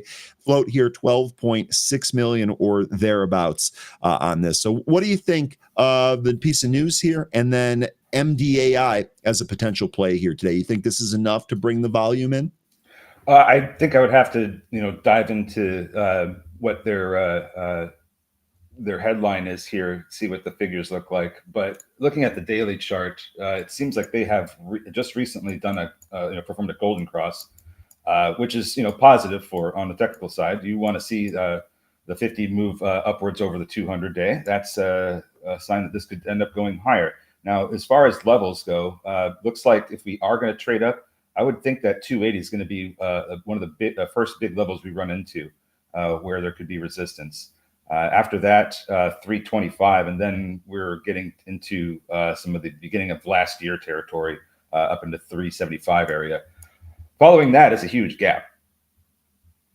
So I don't know that the news is going to be so positive that we're just going to start filling that gap all the way up to like 8 or higher. But those first few levels are definitely in play today, I would say. Okay. Real good stuff there. MDAI. Okay. Another one that I wanted to mention here real quick, big time shout out to the early birds in Benzinga Pro. We had people that were up around 5 a.m. trading MOBX. This is Mobix Labs. Obviously, this has come in from those 3 impulse moves that we saw earlier here today. Mobix, the catalyst going on with this one, Mobix Labs shares are trading higher after the company announced its acquisition of electrical components producer SCP Manufacturing. So another penny stock here getting a piece of news that's driving this higher. We'll see if this gives us another setup here. Again, this was very, very active in the Benzinga Pro day trading room earlier here today. Shout out to those early birds. This might be on deck here later today. Did you have anything on this one by chance? I don't want to go too fast where you can't mention anything about it. I didn't cover this one, but I'm looking at their daily chart, and this one looks like it's trying to, well, it wants to get over its 200-day SMA in short order here. It looks like we have some good movement up towards an occurrence of a golden cross happening in the future. MACD is starting to turn up. It looks like this is on the path to recovery. I don't know anything about this company, so I can't, say if that's what's actually happening. But just looking at the technicals here, that 200-day is a very important moving average to get over. Getting support from the 50-day SMA as well is encouraging. So if we get some follow through and we get over that 200-day SMA, this could end up probably trading up higher into the 2s. Okay. Good stuff there. MOBX. All right. We could start taking some other stocks that you folks want to take a look at. We'd be happy to do ticker time and take some tickers here from the chat. Stay focused. Good morning. It's great to see you this morning. We can start with ON. If you want, I'll go ahead and give some thoughts here on this one. First of all, your question here, thoughts on ON, tagging both of us. Okay, so a couple of things. So number one, the product here, stay focused. I got to say, this is one of my favorite new shoes since New Balance, which I've worn for a majority of my life. These are far superior to Hoka. That debate is over. Long gone. As far as the stock goes here, this stock sure looks like this is going to continue to outperform. First of all, I believe that we're actually above this, right? Because 6140, yep, 6140 is our pre-market price. We are basically breaking into new all-time highs. The stock's been an absolute monster. I don't own this right now. Interestingly enough, the shoe stock that I own happens to be Nike, which is strange, but this was basically just a chart play that's working here that we're getting ready to take some gains on. However, I do like this, and shout out because 13, you had actually posted a recent story here with the CEO of Fleet Feet, Yeah. who went in depth saying that how hard it is to actually get this product in the store. And I will say that before I went to go buy these shoes, I actually went to a Fleet Feet retailer, and that is, those reports are true, and they didn't even have my size to try on in the store. So I think that is actually more of a demand issue. These shoes seem to be in extremely high demand. They've got a range of different options going all the way up to like $200 almost for a pair of shoes. The company's been absolutely killing it. The product is fantastic. The demand for the product is absolutely there in the stores. I can confirm that. So I kind of like this. I like this going forward. I will say that if we get any type of market pullback, this thing comes back into the 50, I'd be looking to swing this for more than just a day or two. So stay focused. I like this. No current position on it. I'm currently waiting out a pullback. Yeah, I probably would initially take the other side of that, just because I think this is, yeah, you're right. It has been on a great run. I think the product is a really good product, and they should continue to do well. The problem I have is after reading that report, I was a little concerned for their supply chains. Now, if they maybe their demand is going to be great for a while, but if they can't meet that demand, consumers will look elsewhere, and that could end up hurting on in the long run. So that would be my big concern with this company. And you bring up a good point, right? Because if you're in the market for needing shoes, and these are the shoes that you want, and you go in there and they don't have them, you still need shoes at the end of the day, right? It's not as a, so if you can't meet that, you're bringing up a really good point here. I'll say in my own personal experience, and maybe this is the way it feels that way, they didn't have the shoes at the store. I came home, ordered them on Zappos. They were there the next day. It was not difficult for me to get a hold of it. So it was just difficult for that particular store to hold the inventory. But again, I think that's more on the demand side nonetheless. So for me, I think it's not super extended yet, but it's starting to get there. When we start to see weakness where it loses the 50-day SMA for a sustained period of time, I know we've lost it before and it recaptured it, but I'm talking like if it stays underneath there for like maybe 2 weeks, then that would be a little bit concerning that recovery of the stock price is not going well, and that it could come down to test some of these other simple moving averages before it finds support.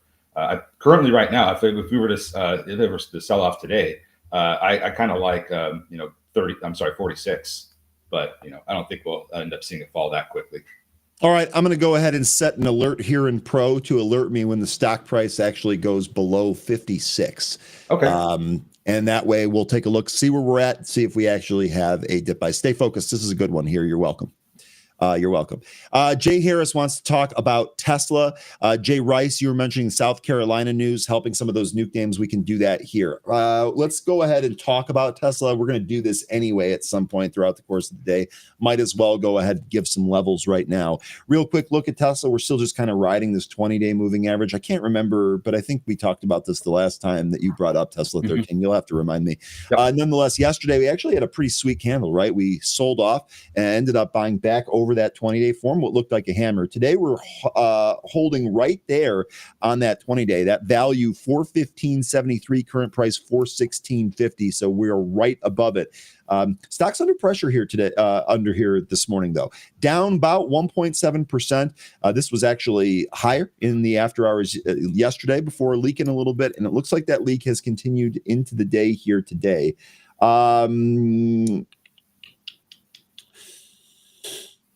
The tax credit, we talked about that story yesterday, should actually be a net positive for Tesla long term. A Wedbush ups the target, sees $2 trillion by year end. So I don't really see anything fresh here on the news. 13, what kind of levels do you have here for Jay Harris on Tesla, ticker TSLA?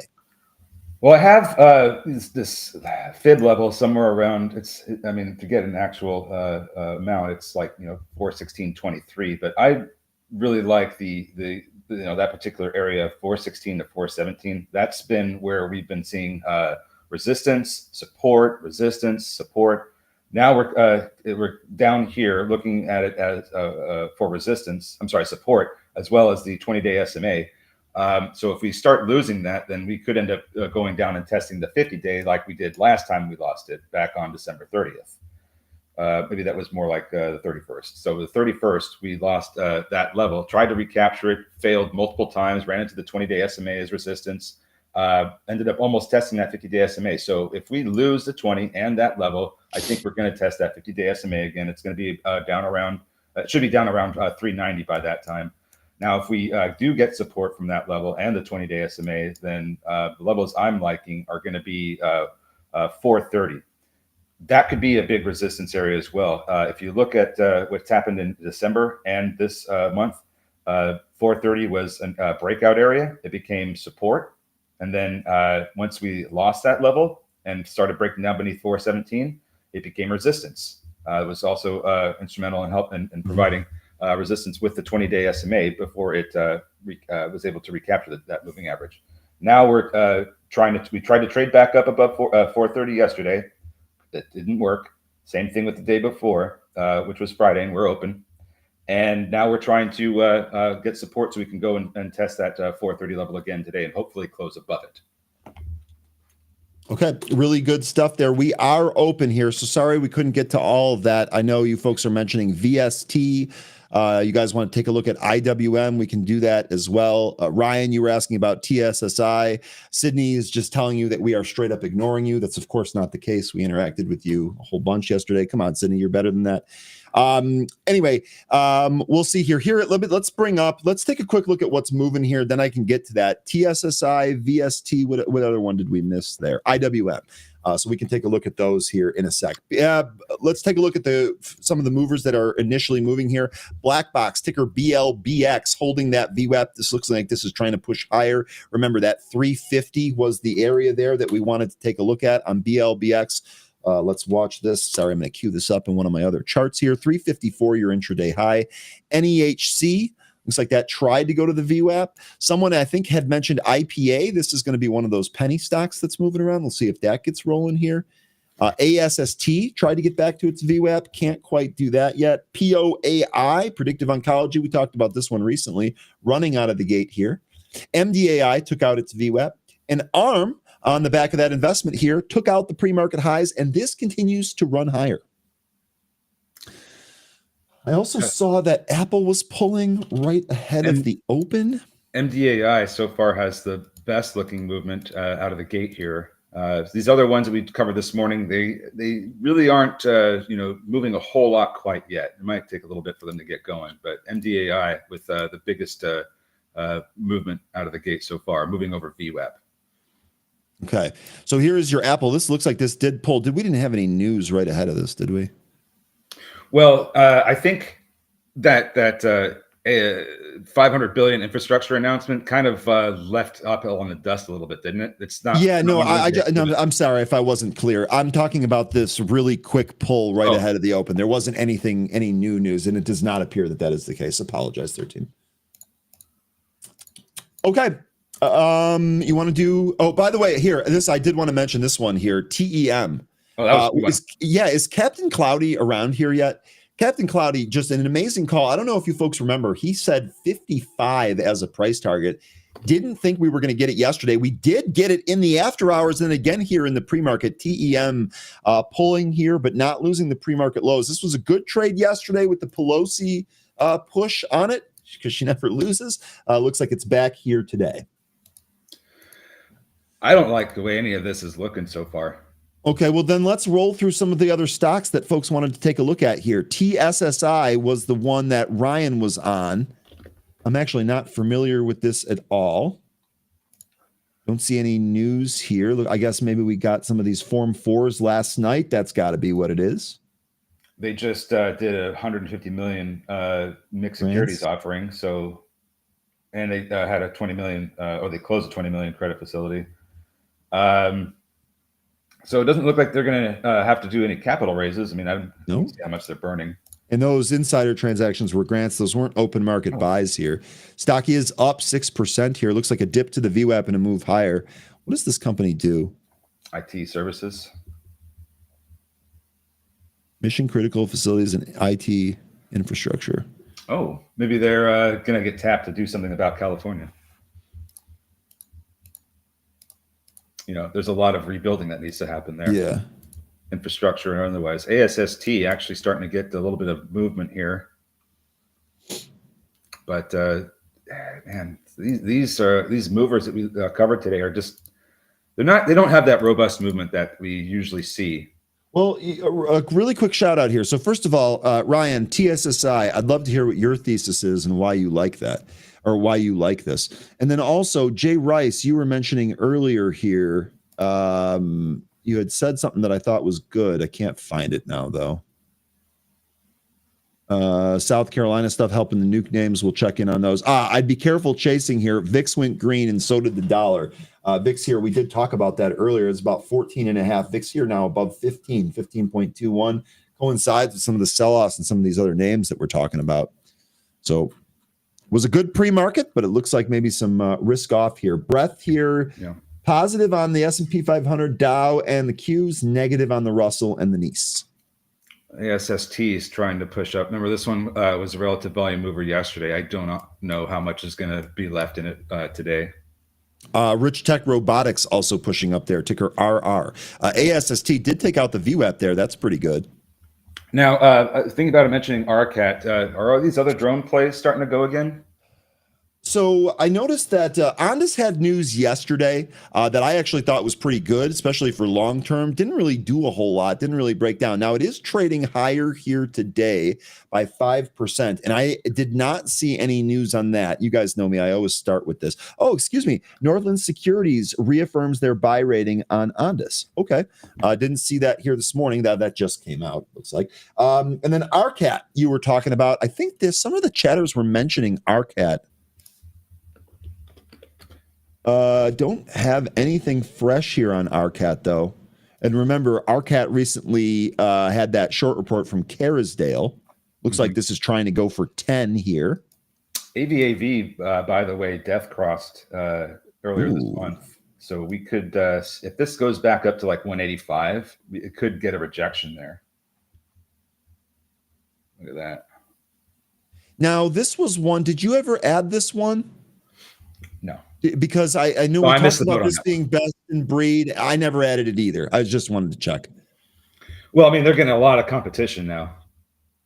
You know, there's a lot of the Switchblade drones, which is what they were making. I don't know if they have anything that new that they've developed, but that might be something that they're basically kamikaze drones. Okay. So every single one that they make is be 100% loss. Carmen here mentioning that the CEO is on StockTwits. Carmen, I don't have StockTwits here. I don't check it regularly. What is he saying? What's the theme? What are some of the posts about? I'd be curious to know. That's good information though. BLBX going down. NEHC. This is coming down to the 200 EMA on the 5-minute. Rail Vision kind of going sideways. And ASST popped above VWAP, and now it's getting VWAP support on its way down. None of these movers are looking really good this morning, folks. Thinking about it, appreciate this. RCAT CEO spoke about the short report. Not many drone requirements to meet the current estimates. Okay, so that's why it's popping then.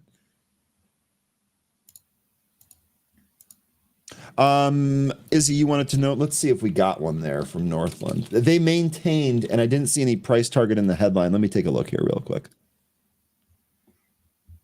Oops. Hey, not bad at all, Lion Atlas. Not bad at all.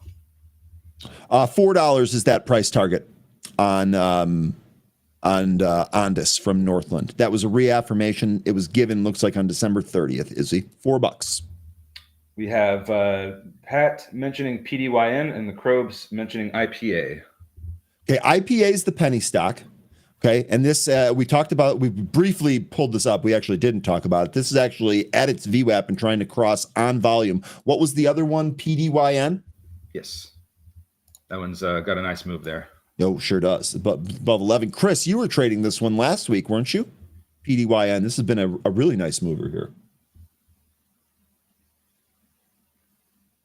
NBIS, by the way, we talk about that one here on the show regularly. That's spiking 39.5, your high print there. Apple, after that pull, ended up going green.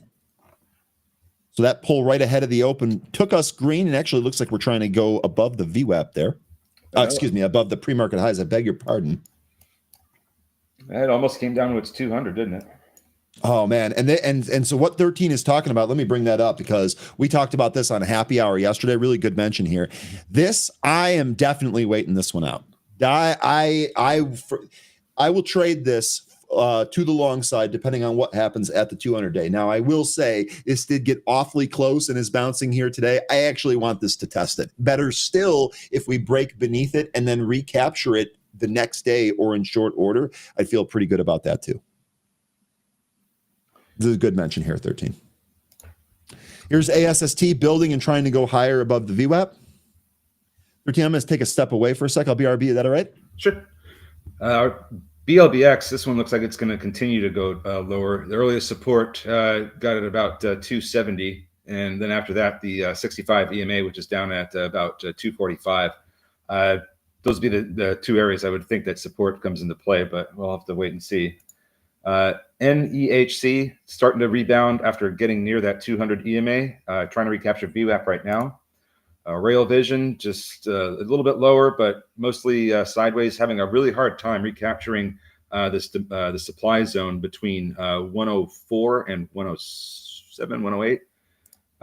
ASST holding above VWAP, trying to break above 155, where there's a large wall of sell orders. Going to need to see some large volume increase to actually break through that. And if it does manage to get through that, then there's going to be even more resistance closer to 175. Gels looks like it's trying to turn around, but I think it needs more time. It needs to start moving away from these from the lows that it put in pre-market. MDAI all the way down to the 200 EMA, getting support right now. Paladine with a massive pull after it ran all the way up to 1134. IPA, this one's still looking like it could move up over $1. Currently trading above VWAP. We need to see it close above it as well. All right, ASST trying to chip away at that 155 level where there's that wall. What are we looking at, folks? Same thing. Oh, there you are. Hello. Yep, sorry. I was actually running through those stocks for the last couple when I got back. You were on a roll. There was no way I was going to break that. Okay. PanW pulling back. This actually had a pretty decent pre-market. It's had a good couple of days. Remember, we booked some gains on that PanW swing yesterday. Still have a trailer on here. How's TEM doing here today? Okay, TEM pulled a little bit, but it's trying to bounce. We'll take a look at that if that can get back above the VWAP. Let's take a look at ON. Stay Focused was mentioning this earlier. Interesting. So the pre-market action had us above that. What was that 50-day? Let me go back to that daily chart here real quick. Just kind of keeping an eye on ASST. So far, it has the best looking setup, and it just took out that 155. This might go up to 175 before it starts to really pull. That Level that we were at on ON, that was the new high breakout. That so far is just pulled back right out of the open. Be curious to see if we test that, if this thing bounces at all here today. As far as the swing, just as a reminder, I really want this to come in probably another 4 whole points towards that 50-day. Yep. That's the only trade I have. That's the only trade I've got so far is ASST on that breakout there after holding VWAP. I don't know where else it's going to go. I was hoping for a lot more than what it gave, but like I said with these names, they're not looking too strong right now. Still good job muscling it out there though. Thanks. It was a lot less than I had hoped for. So on to the next one now. Nvidia looking to set some new intraday highs here. How's Netflix holding up? These PanW calls. Looks like PanW calls getting bought into this pullback. ARM ripping after that Project Stargate headline that we talked about earlier. We talked about this taking out that pre-market high. Good Lord, it ran another $7. That's likely the expected architecture they're going to be using in that. Yeah. Yep. Looks like GELS is turning around, making its way back to VWAP. Have that at 276. Watch that 260 level on GELS. Black box, BLBX. This might be curling here. After that initial pull that took us through the VWAP, we actually back tested the VWAP to the upside and could not take it out. Got NVIDIA calls. It looks like a lot of them as this continues to push into new highs here today. New day highs, excuse me. Rail Vision pushing up, wanting to take out 180 now. That's the next large area to push through. The volume isn't as much as it was out of the gate here, so I don't know if we're going to end up getting that. The volume in these are not great right now, so I have concerns that we're going to actually see some of these moves that we're anticipating. I think it's just a good day to maybe temper expectations with some of the movers that we saw. It seems like all the other really good ones are going to be in the quantum and the ones that we previously moved, drones, things like that. Webcoin here saying ARM, don't chase it here. Clean slate. Love this stuff, guys. SoftBank may sell ARM to finance Stargate. Be careful. Good stuff there from our group. Don't chase it. I'm with you there. AI Rod wants to take a look at FN. Fabrinet. Wow, nice move. Yeah, this sure is. This is up 8% here today on ticker FN. And it looks like we are putting in what looks to be a triple top here, maybe a potential breakout. Optical packaging and precision optical, electromechanical, and electronic manufacturing services to original equipment manufacturers of complex products, such as optical communication components, modules, subsystems. So this, it says automotive components, medical devices, which is one of those themes that we had talked about, 13, and sensors. That would probably be for autonomous driving or electric vehicles.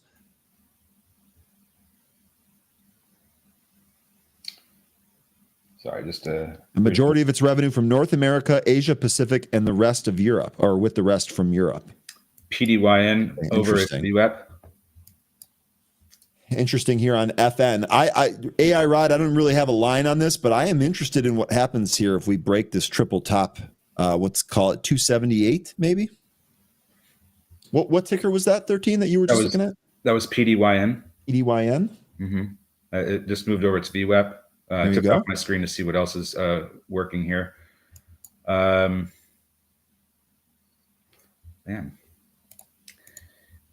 Let's see if BLBX can turn around now that it hit that low after that initial move in the pre-market. Curious to see if we get a turnaround here. You see what I'm saying? Okay. Sorry, let me go over to that here in a sec. NBIS did hit 40 prints. Netflix trying to recapture the VWAP. Here's the BLBX chart. Yeah. So it looks like it's trying to turn around. I want to see some actual confirmation of that, but we did hit that low after the initial move up.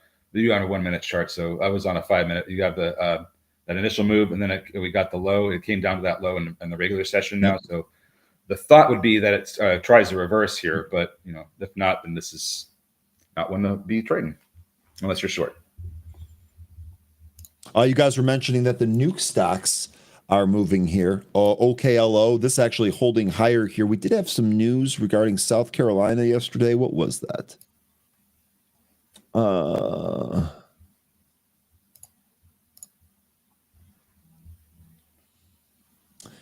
I don't see it in here. Maybe that was on a different. I don't have that. I know what you're talking about. I don't have that in front of me though.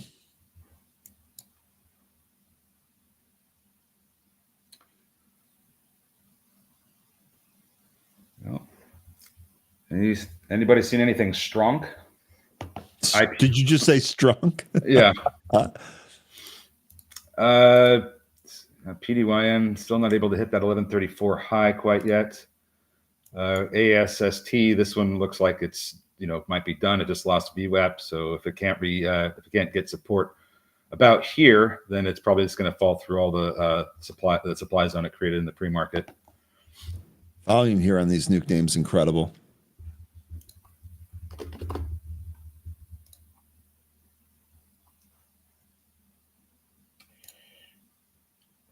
OKLO, that broke through that trend line again, and now it's actually holding above that trend line.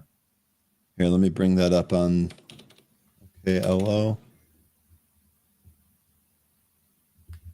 So my trend line got deleted. So here, let me re-add that here real quick because that one's easy to remember. That was just right through here. And there you go. We did break through that. Is he mentioning DATS? Is that is halted to the upside here on DATS? That's got that volume pop. We saw this. This was a halt fest. What, a week ago, 2 weeks ago? I think so. A huge Yeah. mover for us. Yeah. Rail Vision trying to come back here and challenge this supply zone from 104 to 108. Tuesday, January 7th was the last day that we had on DATS. By the way, the two subs, I'm going to pull a 13 here, the two subsequent days the two subsequent days that DATS ended up spiking here, we actually stopped right around 7.5. So I'd put that target on your on watch here today. ARM just continuing to rip to the highs here. Tell you what, that buy right out of the open there. Does it go up to the? I don't want to chase it here, but that out of the open, this was a really good one. I missed that. Yeah, it's coming up to the all-time highs here in from July.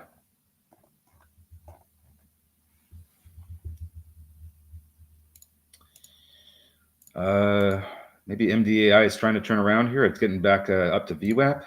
Dell new highs. That's strong here. Project Stargate headline. NNE continuing. That's PDYN. That's continuing up here. Good stuff. Yeah, trying to get up to that 1134 high.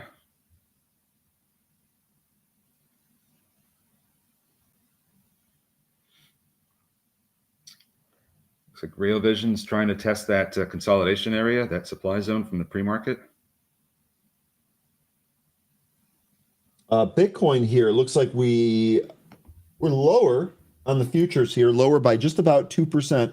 Bitcoin trying to bounce off the 104 level on the futures. BTC. Nice Izzy day trading ONDS here. That was a nice little. What happened? I didn't. There we go. Nice little rip here out of the open on that. Pretty good volume here today too. ONDS 222. 2's your lucky number. Place a bet there. NEHC, we took a look at that. It's kind of been a disappointment. That was one of those disappointing ones that you were talking about from the movers list, huh? Yep. Certainly is. And Chris, you're right. That VIX is slowly melting. Jay did a good job calling that VIX spike right ahead of the open there. Just shy of 1550. So far, it is melting off that level. IPA slowly making its way up. You going to go to dollar territory here on IPA? Certainly looks like it. All right. Tracy, appreciate this. LAES, ticker LAES, is presenting something at Davos in 40 minutes. You know what they're presenting? I wonder if it's... NEHC is starting to curl a little bit, trying to get back above VWAP. It needs better volume than this, and there's a large amount of sell orders at 405. That looks like it just got either just got taken out or they just removed it. I think they removed it. NEHC could be coming back. Really good mention here by Tracy regarding this. So, first company to publicly demonstrate the PQC algorithm running on secure hardware designed specifically for the quantum era. This hardware platform, optimized for quantum resistance cryptography, represents a paradigm shift in secure microcontroller design. So you're saying 40 minutes for this. That's good stuff there. I wonder if that will light any of the other quantum names. LAES down almost 2% here ahead of that presentation. Yeah, NEHC starting. DATS is open. Sorry for interrupting. DATS is open. It's starting to push back up now. It needs to get above the 65 EMA. That was where it was getting support earlier in the pre-market, and now it is a resistance area. So if we can push through 65 EMA, you might be able to get higher into the fours, possibly the fives. Wait, on DATS? No, on NEHC. Oh, okay. On NEHC. I'm sorry. I was looking at DATS there. I was like, we were above that. My bad, 13. It's all right. It's it's at the 65 EMA right now. Right here. On screen. Yep. trying to turn around. Maybe some of these other ones start turning around. Look at that. BLBX starting to move back up, trying to get to its VWAP. Amazon trading back up. Izzy, I know you were smoking Amazon yesterday. Amazon little dip out of the open here and a move back towards the highs. Amazon. Apple, very similar. Microsoft looking strong. I think it goes to 500 by the second half this year. Okay. It's got a lot of really good things going on. Very strong company. I like it long term. Okay. Good stuff. So NEHC, just waiting to see if we can recapture that 65 EMA. Man, I wish there was a little bit more going on here. So it seems like it's a lot of the big names here that are just moving today. ON might be curling. CCJ, this also moving. South Carolina was making plans to create a new nuclear power plant. Is that what that was? Let me see if I can. I can't believe I can't find that here. I just looked at it this morning. So we're getting excited about projects that are still a decade or more out, huh? It would look to be that way. Oh, the optimism. BLBX getting above its VWAP. See if it holds. I have the VWAP at 316, just shy of that. Yeah, that's what we do here. PQC optimized secure hardware is what they used on the Death Star. It's a trap. Oh, it's been too long. Jay Rice telling us that the Geo trade is over. Remember, that was the private prison trade. Looks like that finally selling here, Jay. I think that's pretty good. 13, what do you think of this candle formation? Does that represent a top to you? To me, this looks like we are going to fill the gap, and then once we do that, it could turn around. By the way, shout out to whoever took this as part of the Trump trade there. 1640 about is that breakout spot. This thing went as high as 36. BLBK, this one actually blasted over the VWAP. This might actually get going here if the volume continues to expand. Otherwise, it's just going to get pushed back down. Did you mean BLBX? Isn't that what I said? BLBK, I thought I heard you say. Oh, I'm sorry. I'm struggling this morning. It could be me.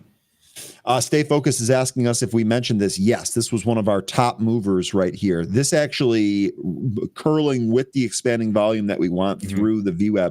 But to 13's point, do we start to continue to expand here and go higher? Or do we pull back after this move?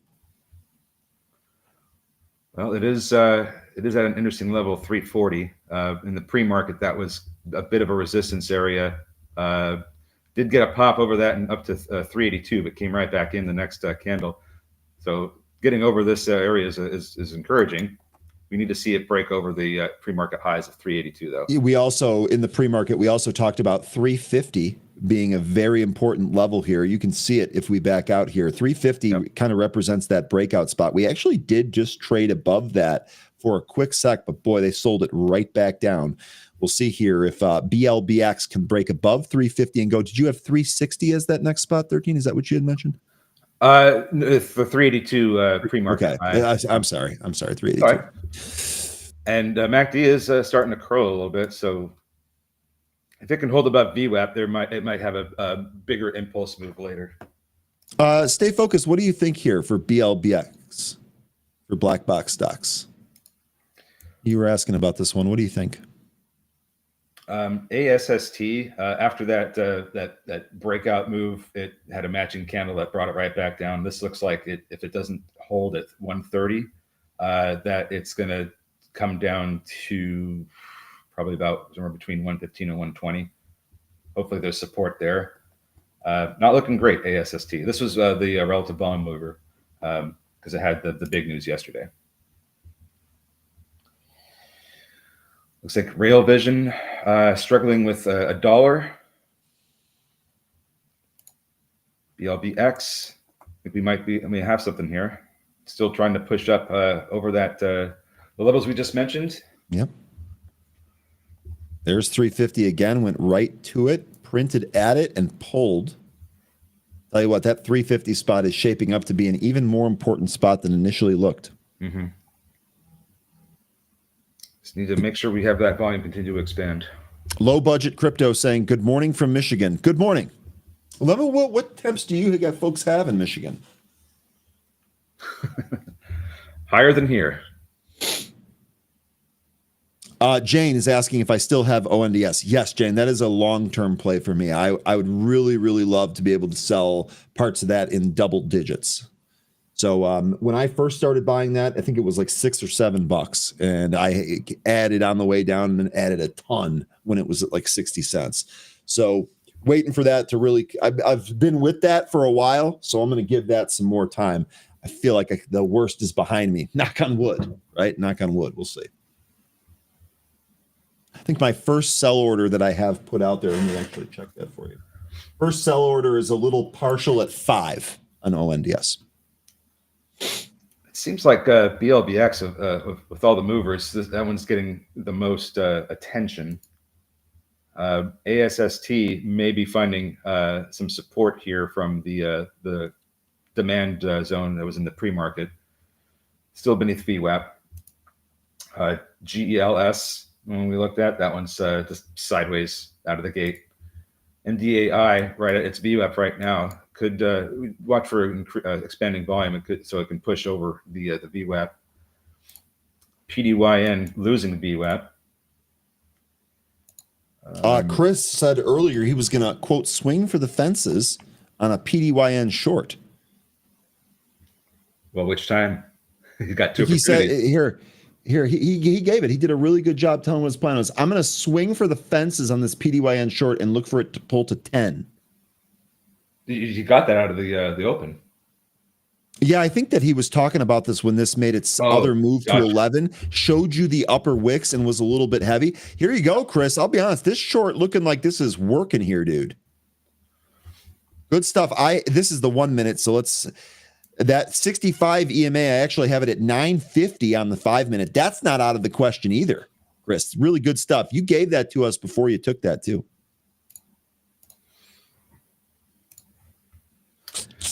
All right.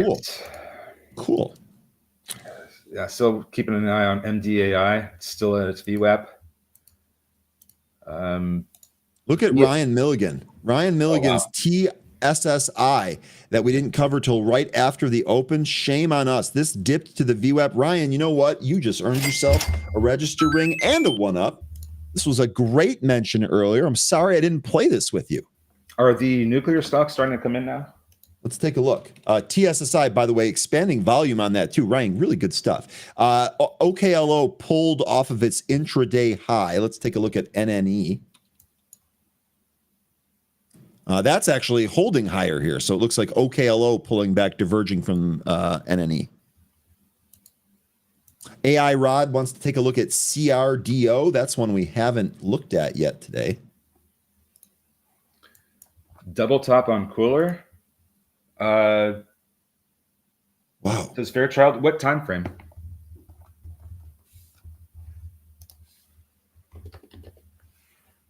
Credo delivers high-speed solutions to break bandwidth barriers for every wired connection in the data infrastructure market. This has been a monster, AI Rod. My God, beginning of December, the stock was $50. What a huge move. And it looks like we're taking another leg higher here.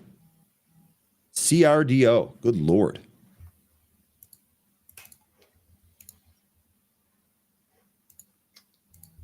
So much weakness in these movers today. IPA, that broke over VWAP, came right back in. On the 1 minute, there's a double top. Oh, I see what you're talking about. Okay. Yeah, if that resolves, it probably takes it down to under 250.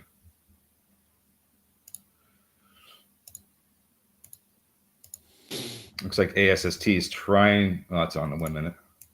Still looks like it's trying to come back. RX looks like it's bouncing off of its VWAP there. RX.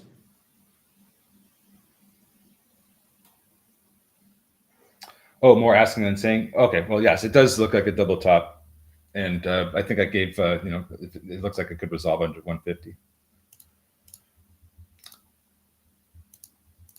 I don't know. I'm not really excited about trading these really small moves that these stocks are giving. Some of them aren't, but a lot of them are. No, I'm with you. I'm with you 100% on that. Here we go. Look at BLBX, black box stocks. We were talking about this being super high volume. That huge move, that was it. This thing ripped beneath its VWAP. It's right back down at its support area where it found support the first time in the pre-market, and then again in the regular session here.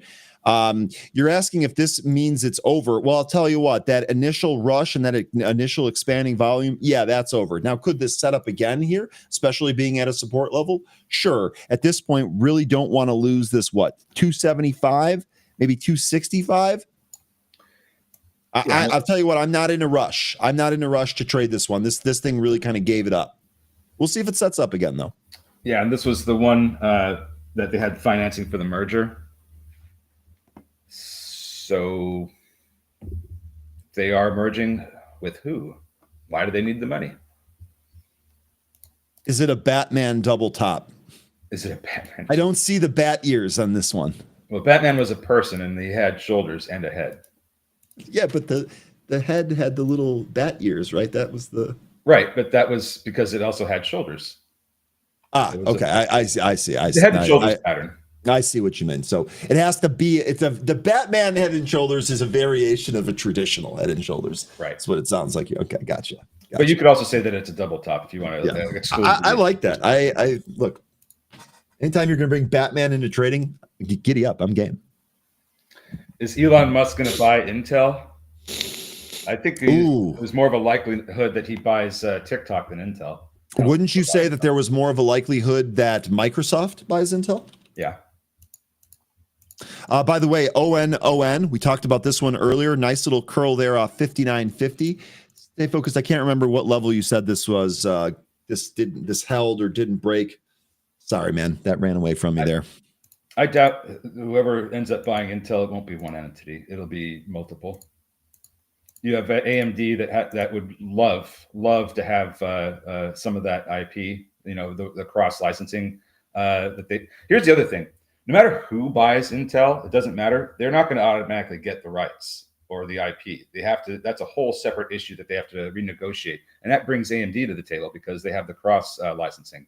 So whoever buys Intel, it's going to be a mess, and it's likely going to involve a lot of other companies. But the biggest ones that have the most would expect to have the most claim to it based on what they currently do and what they've done in the past. I think that would be Microsoft and AMD. PDYN pushing over its VWAP again. Bring that up here real quick. There's no way NVIDIA would ever buy Intel. It's just not happening. They use ARM architecture. They're not going to suddenly just start building x80 or designing x86 chips. It doesn't fit with anything that they do. That would be like reinventing the wheel, and it would be a costly endeavor. I just 100% do not see NVIDIA buying them. Okay. Izzy, any trades yet? No day trades. No day trades. I am looking to exit Nike. However, here, let me actually bring up another chart here. Nike having another really good day here. Let me show you what the exit plan here is on Nike and how close we're actually getting to that here today. So, all right, Nike did a really good job kind of holding this area down here. The real good entry trigger was going to be this hammer candle here that we got, and then we held the next day. The big work that we did was yesterday. Yesterday's candle, really, really awesome. Now, I will say that I did not get my ad on this, which sucks, which means that scaling out, which is what I would normally do in a play like this, especially when it reaches one of the first resistance levels, I'm just going to be all out on this first one. So I'm actually looking for this to move up to the 50-day. We're currently just above the 20-day. I've got the 50-day here at 75.69.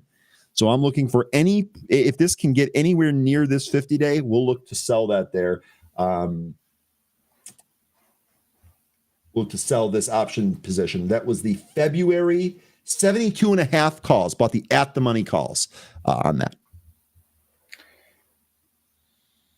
Stay focused. Thank you. You were saying that ON needs to stay above 59.50 for you to go long. Well, it's there right now. It's actually looks like it's closing back in on 60. We actually had a pretty nice curl here that brought us right to the VWAP. Here you go on ON. IWM is at a pretty interesting spot. I think could reverse here. You want to draw a trend line? Sure. On which ticker? Sorry. IWM. IWM. Let me go do that on my big chart here real quick. Yeah, just start by drawing a line from August 5th through September 11th last year, and just keep it going through the price action that we've had through today. August 5th.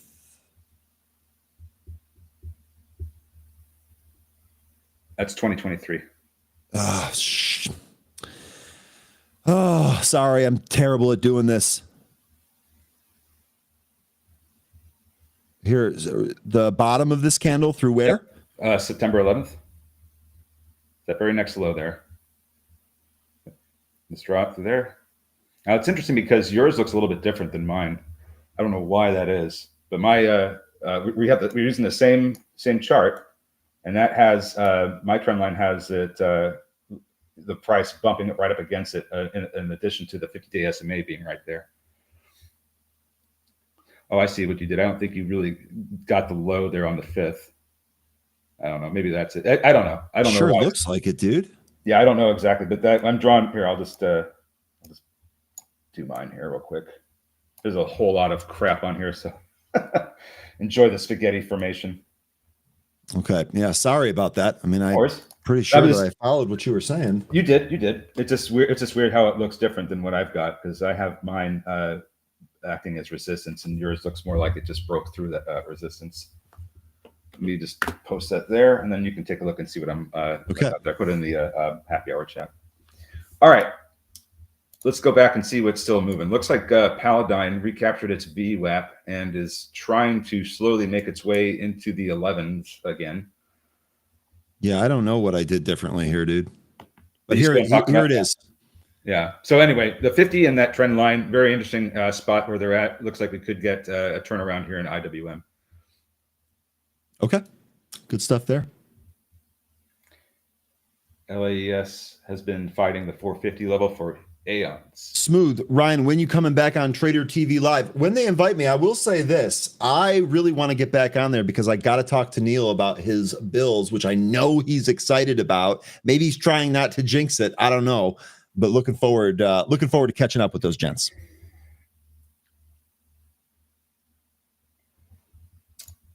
MDAI lost, or it never could recapture VWAP, and it's going lower. It looks like it's coming back down to 215-ish. ASST, that continues lower, as does NEHC. BLBX, I got it right this time. That's getting support from the same area that it got in the pre-market and in the regular session. And if it can't hold it here, then I think it's done. Yeah. So to kind of circle back to that question that we got earlier, if this one is done, I think 13 just outlined it perfectly for you. We're at the spot. If it breaks this, you can forget about it. If it bounces from here, giddy up. Yeah. PDYN looking pretty interesting here. I'd love to see a little bit more volume expansion here to take us into the new highs. It certainly looks like we're trading up into that kind of movement. Chris, how did you end up doing with this one? 1034. That was a pretty sweet pullback. That was almost a full dollar, wasn't it? Almost a full dollar from the high to the low there. I think you said you might have re-added to this. I can't remember. You guys are doing a whole lot of really good stuff in the chat, and it's harder for me to follow along. That is a good thing, by the way. That was a good thing. All right, PDYN, what you got for us?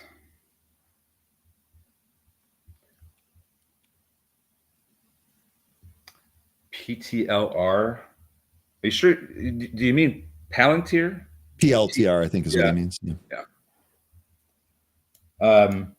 Well, it's trading above its 20-day SMA, so it's it's getting close to invalidating that head and shoulders that we had. Should have gone lower after retesting that 70 level, but buyers stepped in and brought it higher. This looks like if we continue to hold the 20-day SMA, we could end up seeing this thing go to 80. How about that? Not today, but eventually. Here we go. Chris, appreciate you answering me. I'm reloading 1134 for the PDYN short. And Ryan Milligan saying that he is out TSSI. I can't wait to see how this finished up, Ryan, because the last time we checked on here, this looked like a really impressive. Ryan Milligan. Absolutely. We were not trying to ignore you earlier. We did have a lot to cover here. This is probably the call of the day. 13, I'm going to go ahead and say that this is the call of the day here so far. What a move here on TSSI, Ryan. Great volume, which is exactly what we want to see on all of these trades. Would love to know what caused you to actually enter this. But man, oh man, this was a great trade. Good stuff for you here today. Bring that register, my man. Christopher Anthony is still short SMCI. Looking for it to drop to 31 today. There's one we haven't looked at in a hot minute, I feel like. Yeah, and so, okay, here we go with PDYN. This might actually break out here. That's looking good. Got to get through 1130, though. There's a big wall there. Stay focused really quickly. I didn't see any news on RXRX. You were asking what the news is here. I'm looking at this. I don't see anything here. I don't see anything fresh. Here, I'll go to PDYN for you, 13. Okay. Well, it just has to get through 1130. Needs to see a little bit more volume to do that, but it looks like this wants to break over that level. Hopefully the sellers don't step in and take it right through VWAP. But real quick with SMCI, they have that NASDAQ compliance that they have to meet by, I think it's February 25th. And so they have earnings that are due to come out in 13 days. So if they don't come out with that, then that would be a very bad case for their recompliance. I still don't like SMCI. Maybe they do better, like once all that dust settles and everything gets resolved. But I just have a lot of concerns. I would not touch it yet. Okay, good stuff there on SMCI. I feel like we haven't. Really looked at this in a little bit. Yeah, ever since it lost that consolidation channel from back in early December, it just kind of has been trading, in the low 30s. Yeah, getting $30 support. Let's catch up here on the chat real quick. Amanda, good morning, Amanda. Good to see you. Did you know Palantir is actually named after the Palantir in Lord of the Rings? That makes my nerd heart happy. Yeah, you're not alone there. Mine too. Those are the Seeing Stones, right? Mm-hmm. The Palantirs. So, but we do not know who else may be watching. They have not all been accounted for. Took the words right out of my mouth. But that type of stuff does make me happy as well. I am a huge nerd. Huge nerd. Okay, let's take a look through some of the stocks, the movers here. BLBX, look, we're curling. It's not done.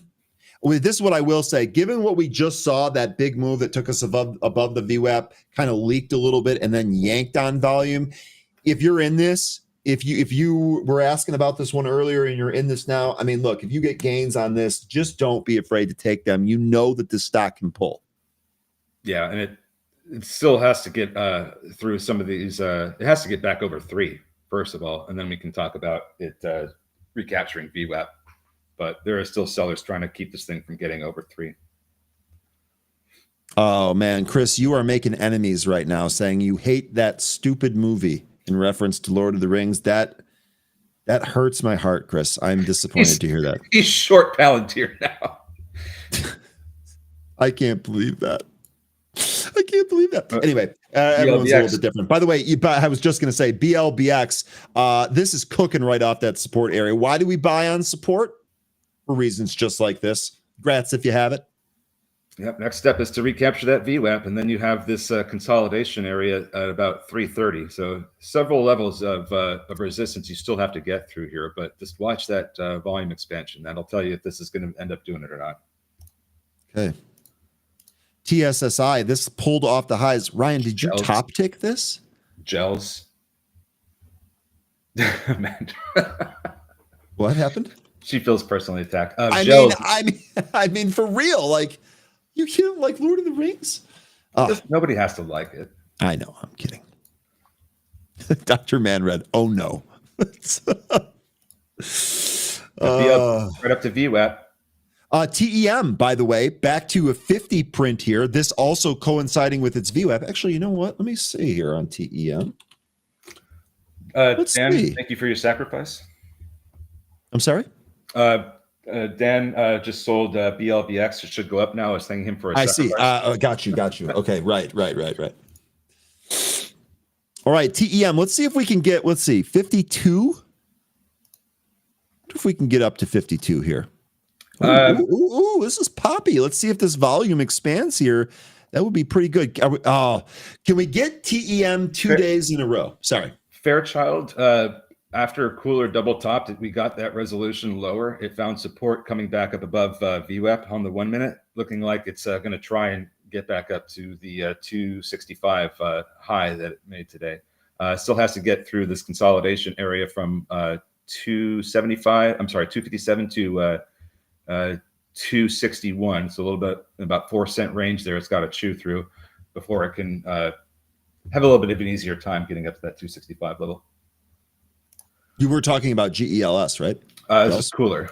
Oh, cooler. Excuse me. The price on gels was just about the same. Gels. Oh yeah, it sure is. So gels, that was a nice move through a lot of those EMAs. Now it's holding above them. Need to see it tap that VWAP though. 262 could be somewhere around 260 could be a big resistance area that would. Oh, we got good news. The Nike trade is closed now. What's that? Nike trade closed. All right. Look at this move here on Nike. So I actually am out of this a little bit early, but that is going to represent 100% on the contracts. Nice. And it was a small starter position that I missed the ad on. So I'm okay with this one here. Was not expecting it this fast. Initially, the plan here was to hopefully add if we got confirmed. I missed it. So the plan here is to exit near the 50. Got 100% a little bit early. Sat on the offer there. Got taken out there. But the other thing that I could see this doing, if we're able to get above this 75-70 level, I think that this thing realistically could test that 200 at 82 and change. Now, maybe by the time we get up there, it won't quite be 82.30. Maybe it'll be 82-ish. But I think Nike actually has some more room here with just the small position. I'm going to keep the money in my pocket. Paladine's breaking out. You got it. And put it on screen. Sorry for rambling. No worries. All right. Where does Paladine go? Let's see here. Could hit 220, 225. I mean, the high from the end of the year, December 30th, is 1495. That's possible as well. I don't know if it's possible today, but I would think that 1225 might be the big resistance area for today. We'll see. I think Chris is saying he's going to cover at 1217, not 1117. Oh no, or you're looking to? Oh, he's shorting. Yeah, no, I'm sorry. I thought he was talking about a stop. Short from 1139, looking for 1117. Maybe you get this. Maybe you get a topping out action here. Paladine's strong, volume looking good here too. TEM pulling back to the VWAP. Didn't want to see that. We'll see if that holds here. Still looking for about 52 on TEM. BLBX. This one's Nike. That's awesome. Excellent job. I just, the reason I say that is because I didn't think I was going to get it this quick. And so if I'm going to trade position size for speed, I'm going to not be pissed about that.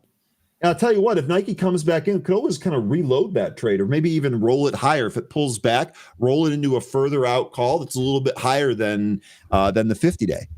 Yeah, so it's today is really good because we are moving up. Well, it moved up and over the 20-day SMA. So that's a spot to hold above now. 75 is the next resistance level, followed by the 50-day SMA, which is about 70 cents away. But it would be a good sign for more upside if we could hold that 20-day SMA for multiple days and subsequently try to retake that 50. That 50 is a huge level. You can tell by the price action we got all through December that the market wasn't having it go any higher than that. So that's going to be a moving average worth taking out. Okay. You can see you see all that right there. There you go. Yeah, and I'll tell you what. So Fairchild, you had said earlier, I'm in a chart pattern studying mode. Well, this trade, you remember, I'm not thrilled with Nike. I don't use the product. I just finished telling you how much I love ON. In contrast to this, it's not about the product. This was in fact about the chart. And look at this. This is one. I mean, you're in Happy Hour, right, Fairchild? Pretty sure some of them. He's in there frequently, I think. Yeah. So we had talked about this a number of times, and it was really this triple bottom, quadruple bottom, whatever you want to call it here, and it really did a good job holding that. The RSI lined up for this trade. This was all a chart play that has ended up working. So. Okay, go back to the main workspace here. BLBX, by the way, was it you, Leonidas, that talked about this one earlier? No, it was not done. Held that area. Another chart pattern studying moment for you. Held the support area. That's the buy. Now it's back up to VWAP here. Did you at least book some of your gains? Sorry, 13. I cut you off like 3 times. It's okay. It's okay. No, I think I was interrupting you there. Like it's trying to push higher. It's trying to close above VWAP, but this candle has it's got a little bit more time on it. So it has time to try and get above VWAP. It has time to get rejected, but the MACD is looking like it's starting to narrow a bit and curl up. It just has the only thing against BLBX is that it's got this consolidation area just above where actually the last candle where it was rejected is where it kind of starts that consolidation about 325 to as high as 365. So that's Here we go. VWAP test right now, at least on my chart here. It's above my VWAP slightly, and it just needs to really push up and away from it. It's trying, and that volume is trickling in here. Yep. Just one push here, and I think that this probably goes towards 350. And remember, this is where it went to before, where this thing really fell out. Yep. Again, though, if you were so just from a trade perspective, if you're in this here around, let's call it 275 to 280, anywhere in there on this support area, this is resistance 1. I'm definitely taking partial at the unless it was like my Nike trade, you just didn't have a lot and you want to book all the gains, okay. But otherwise, partial here. Now we're starting to cook and we're starting to go through it. Gels almost tapped VWAP. If you're in this one, consider raising your stops because the volume doesn't look like it's robust enough to push through VWAP. So just to protect yourself, maybe raise your stops to an area that's in line with your trade here. I just don't know that we're going to get enough volume to push through VWAP, and the selling might start to increase as a result. So just protect yourself with gels. Okay. Nice golden tongue. Jay Walker, my tongue is not cooperating with my brain right now. They're not on the same page. By the way, TEM, which did look pretty good line, I thought that was trying to push higher too. We gave up the VWAP here. Stop here going to be about 48.50 on this one. We'll see if we get down there. That's going to put it right in here. Not quite 48. We'll see. BLBX still looking not bad. I like your, 350, 360. I like that area as resistance. Hopefully we can push through it. Lots of orders in the way of that progress, though. So we need to see the volume to be able to get through that. I'll tell you what, this back test, again, I'm working off just my level. Oh, never mind. Just literally, as I said, back test, it started to crack and go through it. This is why selling at resistance 1, probably a good idea. At least partial. Well, the instant you call BLBX, it started testing the area. Well, there you go. Sometimes that's just what happens. BBAI has been pretty good this morning. It went up to a previous resistance level of 480. If we can, hold above this 4 or hold around this 475 area, we might be able to get another push up and through that 480 level. But again, volume, got to have it. So gel's still kind of just hanging out there beneath VWAP, but the volume just doesn't look great. Hopefully we get a push up through here, through VWAP. But man, the volume just not looking the best. Paladine not finished either.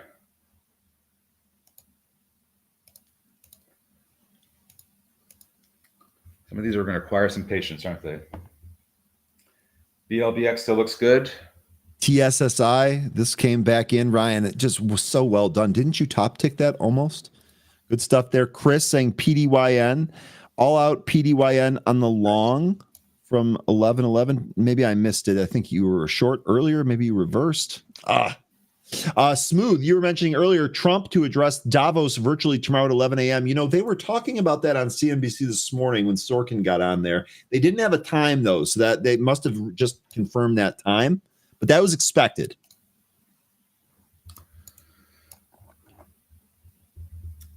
Paladine still trying to go higher. Running into some selling, though.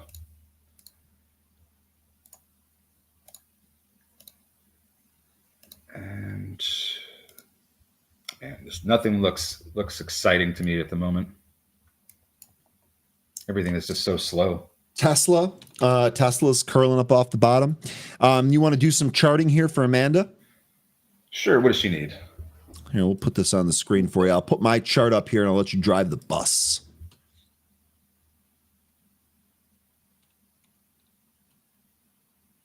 All right, Netflix. Okay. Here we go. 13. Can you get me levels on Netflix? We have a center strike directional fly at 9:30. I'm trying to decide if we let it sit and see if it gets back there or sell it at a measly 40% profit. Wink. Gosh, that's awful profit margin there. Yeah, let me take a look at the chart and I'll give you some levels here because a lot of these lines that I have drawn here for this one involve a lot of trends. One thing that really stands out is how we've done nothing but sell off this morning, and we could end up filling a gap down to lower 900s, like 920, 915. But let me get you some better levels here. Give me a moment. You just holler. I'm going to leave this chart up. I'm going to go back to the main. Holler when you're ready, and then we'll go back in here and we'll take a look at that. By the way, Tesla continuing to climb after that move through the VWAP. It's slowed down, but it's continued to climb. BLBX did pop above that VWAP, but very quickly gave it up. Again, another testament to why we take partial gains when we get some of those moves to resistance areas. TEM, right back to the VWAP. Let's do this, TEM. Let's get above 51. I want to see a move above 51 for some gains here. Again, stop. Now that this is bounced and set a higher low, I'll probably put the stop here right at 49 or maybe 48.90, just in case it tests the number exactly. And we'll see if we can stay in this and get TEM to roll. Basically, we're going back to the well that worked yesterday.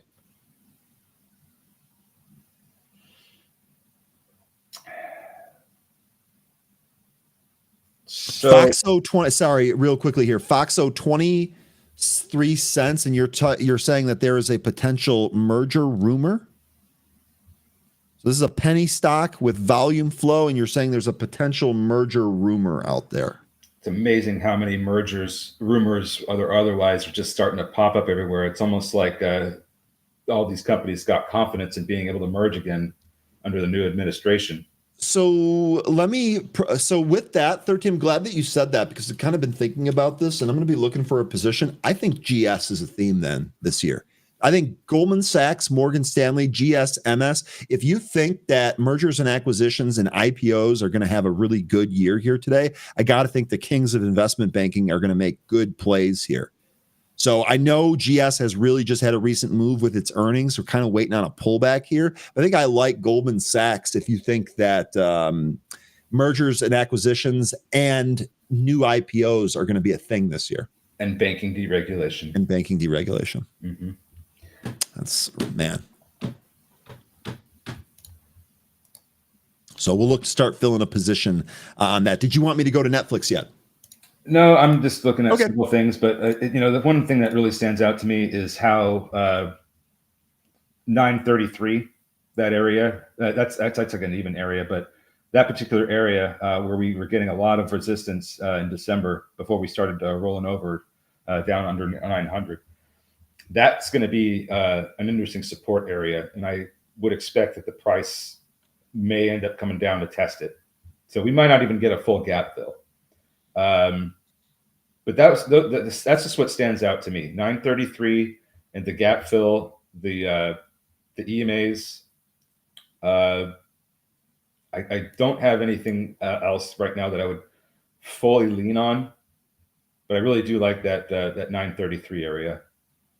So she has a center strike directional fly at 930. I'm trying to decide if we let it sit and see if it gets back there. So it sounds, based on what you just said, that you think that there's a strong possibility that it at least gets closer to that center strike area.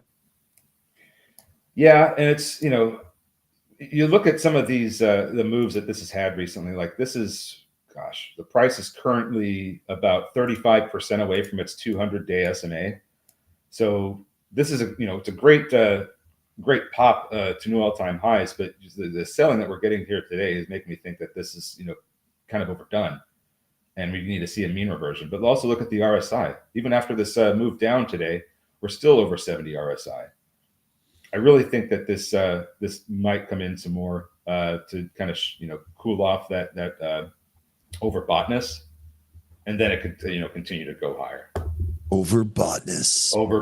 I love that. I just love that. Amanda, let me know if this answers your question here. You had gone on to say it's an AM center strike, so it's probably pretty darn good. Can't confirm there. Line Atlas saying 13 on Netflix. I'd like to have 936 fill and 1,000 as resistance. So again, that actually would be pretty good with the center strike that Amanda was just giving you. So we're kind of all seeing like that the 930s, 935 area. That area right around there seems to be where you might get a lot of support. And the range between the gap fill, that's going to be the 916.40 to that's where the gap fill is, 916.40. I don't know that we'll get all the way down there. Could, but I don't know that we will. I think 930s you have a better chance of support. Tom, over. Are you okay? Is everything all right? Let me know. Over. Okay, that's just an inside joke there. Also, Toronto in 1 day. This is an interesting handle. I've actually heard really great things about Toronto and how beautiful it is. Surprised you can see it in 1 day. What do you think of ONDS? I am an ONDS bull. I am a long-term holder here in ONDS.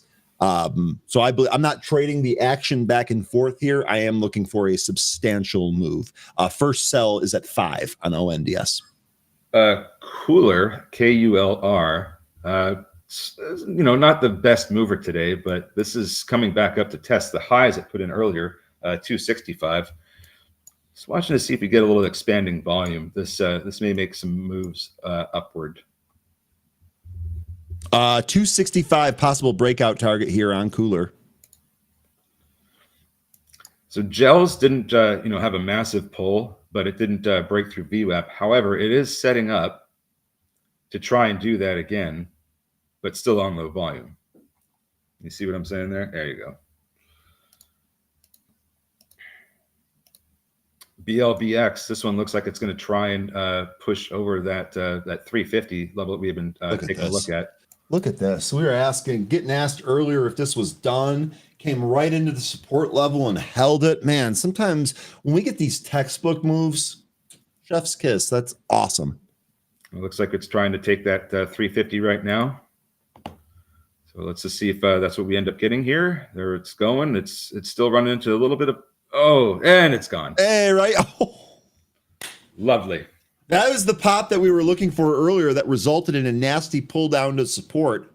Yep. What a move here. And here comes 382 for the test.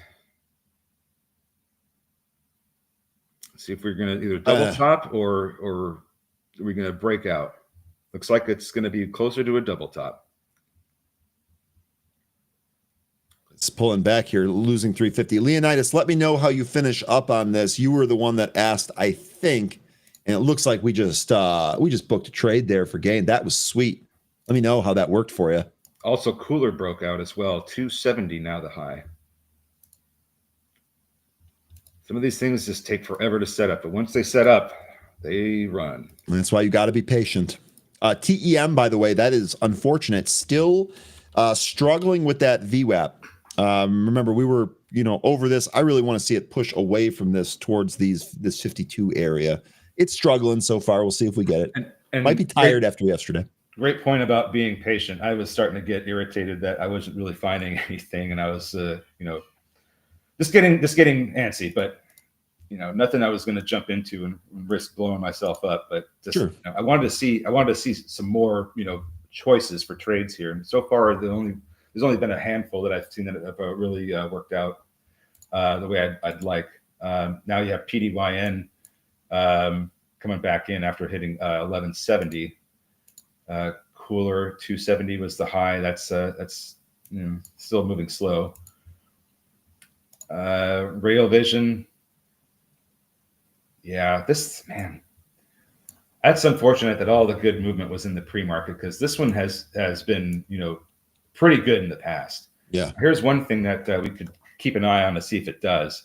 You can see that 87 cents, 88 cents from the past couple of days, that's kind of been, the base for the past 2 days. So we go down there and start, finding support, we might be able to turn around. But, that's a trade that you'll have to decide if you want to do on your own. But we could see some support there from that demand zone down between 87 cents and kind of about where we are now. Okay.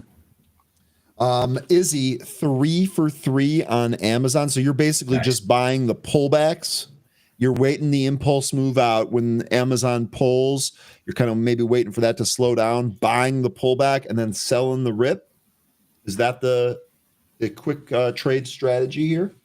Captain Cloudy saying TEM looks like that might sell off all day. I'll be honest, man. The more that this is unable to get above and build above the VWAP, the less confident I am in this trade.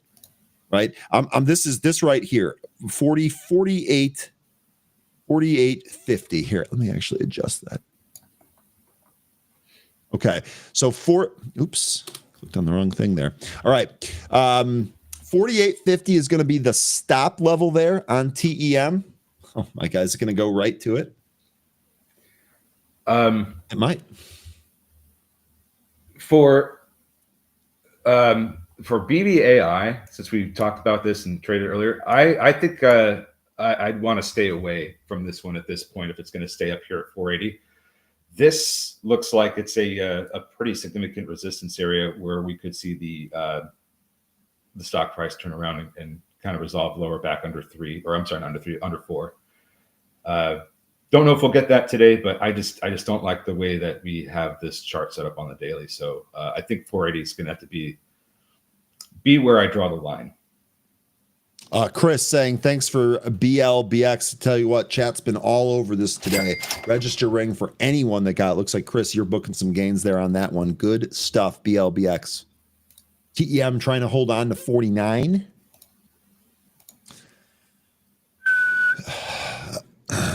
Look at that. Look at BLBX. Ripping up to 4. Stay focused. Mentioning this one earlier, saying, hey, the volume on this one told the story yet again. Another good session here from our group.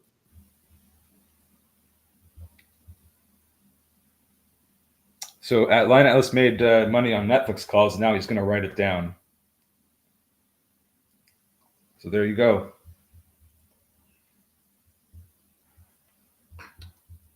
All right. As far as some of these other names go, it looks like Gel's still having a hard time trying to get back above that VWAP. Rail Vision might actually be turning around at this point. We'll see if that's what ends up happening. NEHC just made a new intraday low. We are now at the lows after the impulsive move yesterday after hours. So should get support here. Otherwise, this is probably likely done. Jane, shout out BLBX. Looks like the chat really hit BLBX today. Really good stuff there. And it might not be finished either.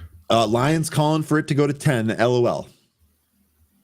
You're joking. Screw it. 40. Why not? And actually, I'm pretty happy with this. Did not quite top tick. Did not quite top tick on Nike, but look at that. Out this trade on that move up, looking pretty good. So even if this TEM doesn't work, we're getting close. All right, Nike, hold that 20-day. We were 10 cents away right there. Hold that 20-day, Nike. And here we go with more from BLBX. Also worth mentioning here, look at Pan W, right? Pan W. We had a dip after yesterday's huge move and then move higher here today. IPA breaking out of VWAP. And cooler coming back in. Robert, asking about GEV. Robert, were you asking earlier about GEV? Someone asked us, I think this was around Melvin. We just ran out of time. They reported earnings before the open here today. GEV, wind power down, thinking of going short. Okay, you got it. You got it, producer. I'll be ready here. GEV, they reported earnings here today. So you're looking to take this short, huh? Thinking of going short. What do you think of GEV? So here, let me bring this. This is a chart that's just kind of run like mad. So 13, maybe we'll figure out some levels here for GEV. And really quick here, folks, just to kind of give you the rundown, since I don't know how long this is going to take. We do have an all access here coming up. Kevin's going to be hosting all access. That's going to be from 10:50 to 11. Then we're going to have story trading after that, and then we're going to have futures fever after that. So full load of content here. But let's talk about GEV right now. Let me bring that up here real quick. Okay, so here's the huge move. So number one, first of all, you had said in your trade plan here that you're thinking about going short. Well, right off the top, that makes a lot of sense to me. We've been looking for possible trades very similar to this one on stocks like Walmart, stocks like United Airlines, which just reported earnings and is ripping here, just extremely extended from a lot of these moving averages and high RSI. So first of all, in terms of looking to play a regression back to the mean here, I totally get it. Now, do I think it's going to do that? Not really too sure. One of the targets that I'd be looking at for a pullback here would probably be right in here, 370.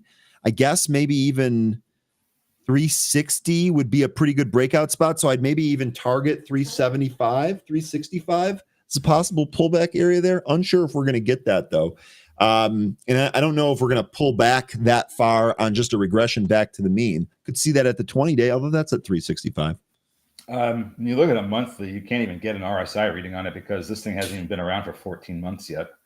But you can see that the volume has been getting lower and lower while the price continues to go higher and higher. I think this is going to. The weekly already has an 82 RSI, so I would say sure, this looks like it needs to come back in. Where to? Probably the low 300s, like maybe around 320 to 350, where that consolidation is from. Let's see here, November, the beginning of November till the end of the year. That sticks out on the weekly here. Yeah, and as does the 20 week. So I think. If we do come back in there, that's going to be the strongest case for support, in my opinion. There you go, Robert. Is that helpful? You let me know. Oh, get it, Lion. He's got a put for Netflix. BLBX continuing. Bonjour, Smoke Tuna. I Smoke Tuna, I am just going to straight up ask you, what's with joining at the end of the show here? It's 2 days in a row now. I'd like to have you earlier. BLBX ripping really good volume here. This probably goes to 535. That's the 200 weekly EMA. That would be my stupid level guess. Last time we had a rally like this, it went up to that 200 EMA, and it went as high. It was 950. All right, 13. We are going to roll over to the all access here. Any closing words for the group? Enjoy this run in BLBX. This thing is absolutely ripping right now. It's just beelining for that 535. We'll end up seeing if it gets it before I leave here. But folks, use your stops wisely in days like this. This is doesn't feel like the greatest trading environment. Things aren't working as robustly as we'd like to see. Not enough follow through. But I'll be back here tomorrow. We'll find some more things. Hopefully, we'll get some better trading, price action in these mover names. Take care until then. I'll see you later. All right, take care, 13. We're going to go over to all access, and when all access is done, we're going to come back here and go over to story trading.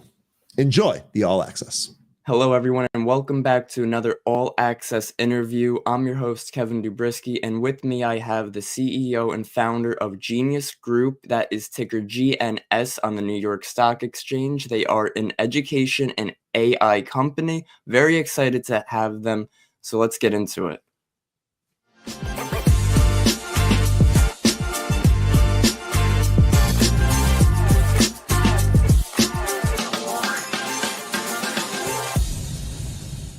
Roger, thank you so much for being here today. Very good to be here, Kevin. Thanks for having me on. Absolutely. So, Roger, let's dive right into it. So the viewers who are unaware of your company, Genius Group, what is it that you guys do and what do you guys offer? Well, we're an AI-powered education company, which is delivering personalized education to over 5 million students around the world. We're also a Bitcoin treasury company. So we believe in a post-singularity future where everyone's going to be learning differently, the skills we're going to be learning, and the way we need to be thinking about how we're earning a living as well as how we're designing our life. That's everything that we do here at Genius Group. Wow, that's awesome. What a great company. Now, you mentioned something about you guys positioning yourself to be a Bitcoin treasury company. Now, I've heard you guys have a goal of holding at least 1,000 Bitcoin by the end of 2025. Why did you choose to pursue such an exciting strategy? Well, I got to see Michael Saylor speak in front of a whole series of CEOs early in 2024. That was when he had already been going for several years as a Bitcoin treasury company with MicroStrategy. At that point, we were looking at our own business, which as a small public listed company, had the same questions on how do we ensure that we are staying relevant as we are building the business for shareholders to see that the value we're creating is growing with the digital economy. We believe that the future is an economy in which you're not just going to have 8 billion humans, but you're going to have over 100 billion, which is a massively much bigger number than that. You're going to have like 100 billion AI agents and robots that are going to be creating an entirely new digital economy, and they're going to be using a digital gold to back their currency, which is what they're going to be using to transact with each other. And we believe that digital gold is going to be Bitcoin. So setting up a Bitcoin treasury is something we still delayed until November time in 2024, very soon after the elections, when it became very clear that the new administration was going to be embracing crypto economy. And that's when we decided to launch our entire treasury. And as you said, we set this 1,000 goal because if you look at most of the predictions that are out there by the experts, really the minimum that we're going to see Bitcoin go to within the next 5 years is maybe $1 million. There's, Michael Saylor says $21 million within 10 years. And so if you do have 1,000 Bitcoin, that's going to give you $1 billion treasury. And there's only 21 companies in the world today that have 1,000 Bitcoin in their treasury. We already have gone over 400. We have 420 as of this week. And that's much faster than we were expecting. But we saw a lot of support from our shareholders. And also at the same time, a lot of acceleration in the market itself when it came to this interest in Bitcoin treasury companies. So we're excited to be on this journey with other Bitcoin treasury companies from around the world. Wow, that's amazing. And, education is such a huge area that I feel like AI doesn't really have much educational platform to it, right? We have a lot of basic AI softwares out there, but it sounds like Genius Group is really doing their best to bring that education in it. So because the business is designed to use your AI education platform, could you provide a background on Genius Education and how your platform leverages AI to enhance learning? And what distinguishes Genius U from other edtech platforms in this rapidly growing market? Well, the biggest thing I would say is that in almost every other case with edtech platforms, and there are a number of them out there, when you go there, you will find a series of courses for you to choose from. You're not necessarily shown which is the right course for you, and you may not even know what's the right course for you as well. The very first step that happens when you come to Genius is you meet your AI mentor. So we have AI mentors in a host range of different areas. If you go to Student AI, for example, it is the number one set of AI tools and AI mentors for university students. If you go to our Genius Team AI, you'll see that we have got a C-suite of AI, which includes our own Chief AI Officer, which is Alan Turing AI, and where you can get answers to your own company, how you can be utilizing AI within the company. In fact, there's a 5-minute test you can take with Alan in a conversation where he will determine where is the area in your business that you can actually make the biggest impact with AI and applying AI, and then what the steps are and how to go about doing it as well. So what's really important here is knowing that AI already is at a point where it can really guide you much more effectively towards a personalized path of where you want to go. And that is one of the biggest areas, I think, in education that is missing. For many people, they think education is simply information, but we live in a world of too much information. So we're not actually looking for all the information. If I went to Paris and I landed at Charles de Gaulle Airport, and I want to go to Eiffel Tower, someone coming and teaching me every single street in Paris and giving me a map doesn't help me to get to Eiffel Tower. I don't want to know all that information. What I want to know is someone who can say, hey, I've been there before. Here's where you are right now. Here's where you want to go. Here's the scenic route. Here is the fast route. Here is the cheap route. You get to choose. And for most of us, we're looking to get somewhere in life. Someone else has already been there. Mentors can support you on that journey, and being guided on exactly what the steps are that are right for you and only you at your point in life is much, much more important. So we link everything into who you are personally. We have a passion test, a purpose test. We have the Genius test, which measures your talents. And once you know what these are, then you're not only taking a learning pathway, which is right for you, but it's one that you're passionate about, one that's meaningful, and one that's going to, as we like to say, not take you to your day's work, which is just how you can earn $1, but it actually takes you to your life's work, which is what you can ever remember for. It's what you would do if the AI was actually doing all the work for you. And this is one of the most important aspects of this world we're moving into, where there's more than one expert saying that we may even reach AGI, which is the singularity, superhuman intelligence this year. And if it's not this year, it certainly will be in the next couple of years. When that happens, most jobs will be totally transformed from where they are today. What we end up doing with our time and how we end up harnessing AI and then going to places we could never have imagined going to before is no different from the days when everyone was on a horse with 1 horsepower and someone said, hey, you can be at 100 horsepower, 1,000 horsepower. And when you realize everyone's moving to the car and the horse isn't even going to exist on the motorways in the future, when you realize that, you realize, wow, I don't have to be the one that's putting all the energy in or even learning how to ride a horse. I don't need to figure out how to have a job in the current form where I'm the labor. I can figure out ways that I can actually be part of a much larger digital ecosystem. And if I understand AI, if I understand how to harness it, it's going to enable me to go to places in my life, in terms of my lifestyle, in terms of what difference I can make in the world that I couldn't have done before. And that's a really important change, which is much more than just getting skills of AI or learning how to invest in Bitcoin. It's about understanding that we're all going to live a very different future. And that's what Genius Group is all about. In fact, the word genius comes from that saying, everyone is born a genius, but if you judge a fish by its ability to climb a tree, it'll go through its whole life believing that it's stupid, right? So this is not about us all going through standardized testing to basically be a better computer. This is about us all following our own mission in life, our own purpose in life. And as a result of that, we all end up becoming better humans. Yeah, wow, that's brand new to me. That's awesome. Now, last question, and thank you so much for coming on today. So lastly, can you provide an overview of the announced rights offerings and how it plays into your strategy? Yeah, I would say that what's exciting is that this is the week that we have published our prospectus. So anyone who is a shareholder can look at the prospectus. We have announced a record date for the rights issue, which is this Friday for this week. So it's actually happening right now. And in that rights issue, what we are offering is for every share that a shareholder holds, they have the right to a second share at 50 cents, which is a big discount on the current traded price. And 100% of that is going towards our Bitcoin treasury. We've calculated that off the back of the current number of shares that we have, that if we're successful, this could raise up to $33 million. And in addition to the additional debt financing that we are going to have to complement this, that means we'll be able to purchase another $50 million worth of Bitcoin. We were following some other companies that got to 1,000 Bitcoin, and some of them took 6 months, some of them took 12 months. We are at the moment only 2 months into our journey.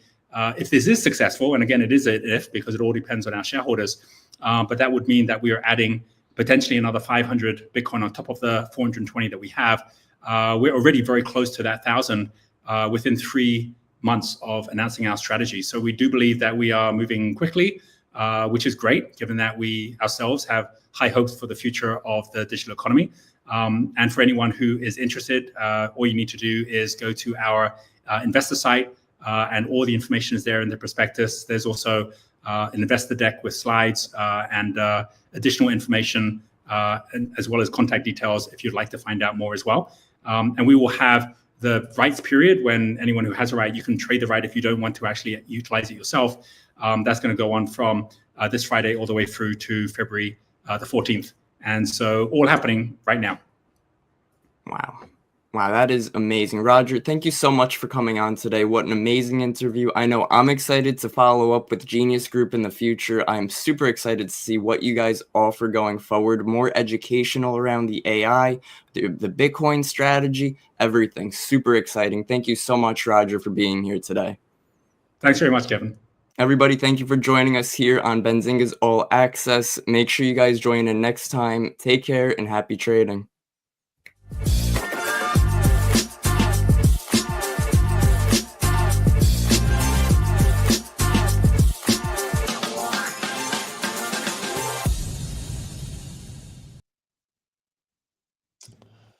All right, another awesome all access there. Thank you, Kevin. Awesome stuff. That now it's time for Ben, Rhett, and the Godfather and Story Trading. Let's go ahead and bring him on. Ben, good morning, man. How are you doing here today?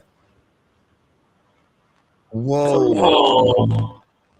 What's that? Whoa, we've got some crazy audio. Actually, sounds like Skynet might be. Did you hear that too, Ryan? It wasn't Yeah, just that me. was crazy. We got the robot with us today, right, Ryan? Exactly. You sound great, Godfather. Are you a robot today too, or what? All right, is that better? Is that better? That is a little bit better. Yeah, that's perfect. I'm working at home today because I've been under the weather, so got a little. Okay, well, hope you're feeling better. Looks like we did get over that audio issue there. All right, first question I have, obviously a lot going on here. Can't wait to hear what you guys are trading.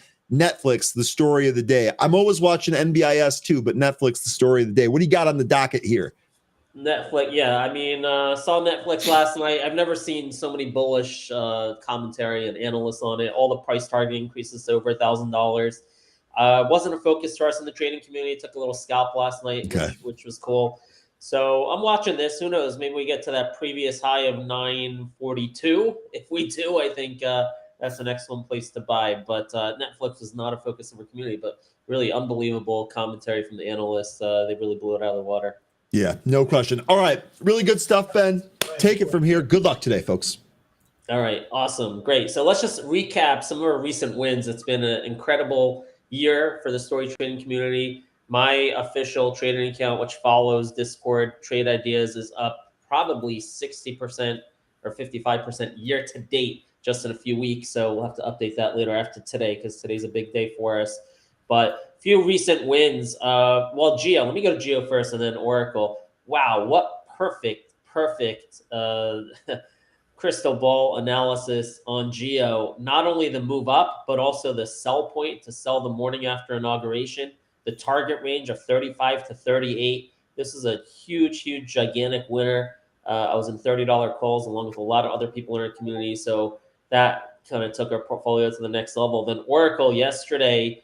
Look, we've been talking about how important it is to be tuned into the news, and whatever Trump says, that's going to be a story for the next 4 years. So we jumped on this in our Discord. Oracle had 167.50 and 170 call options. I was trading yesterday, only kept a few call options overnight, But those few call options overnight were up 500%. So that was a huge winner for us in our community as well. Summit Therapeutics hit our target. There's a top pick yesterday morning. Gave you guys a target of this top of this candle right here, 20. No, where was it? It was about 22, 23.50. No, I can't find it. But it hit our target perfectly. Unfortunately, didn't have a big position, and I did not hold it overnight. But yesterday, this worked out beautifully. I do have this in my retirement account. So, we went through.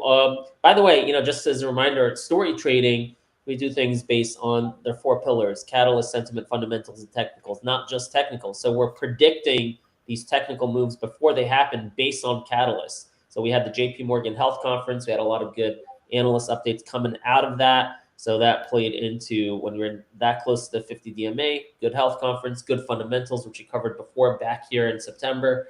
So that helped us predict the breakout in Summit. And that's how we do it with all of our stocks. We're predicting technical breakouts based on catalysts. Another big one, Palantir, predicted a move to 74. And we said if it breaks 74, 78 to 80 is the next price target. So we've been playing some call options on that, working out well today. Now we're going to get to the Godfather just shortly because he's been killing it here with the AI infrastructure picks. Actually, so let me turn it over to him. Look at this. There's AI stocks.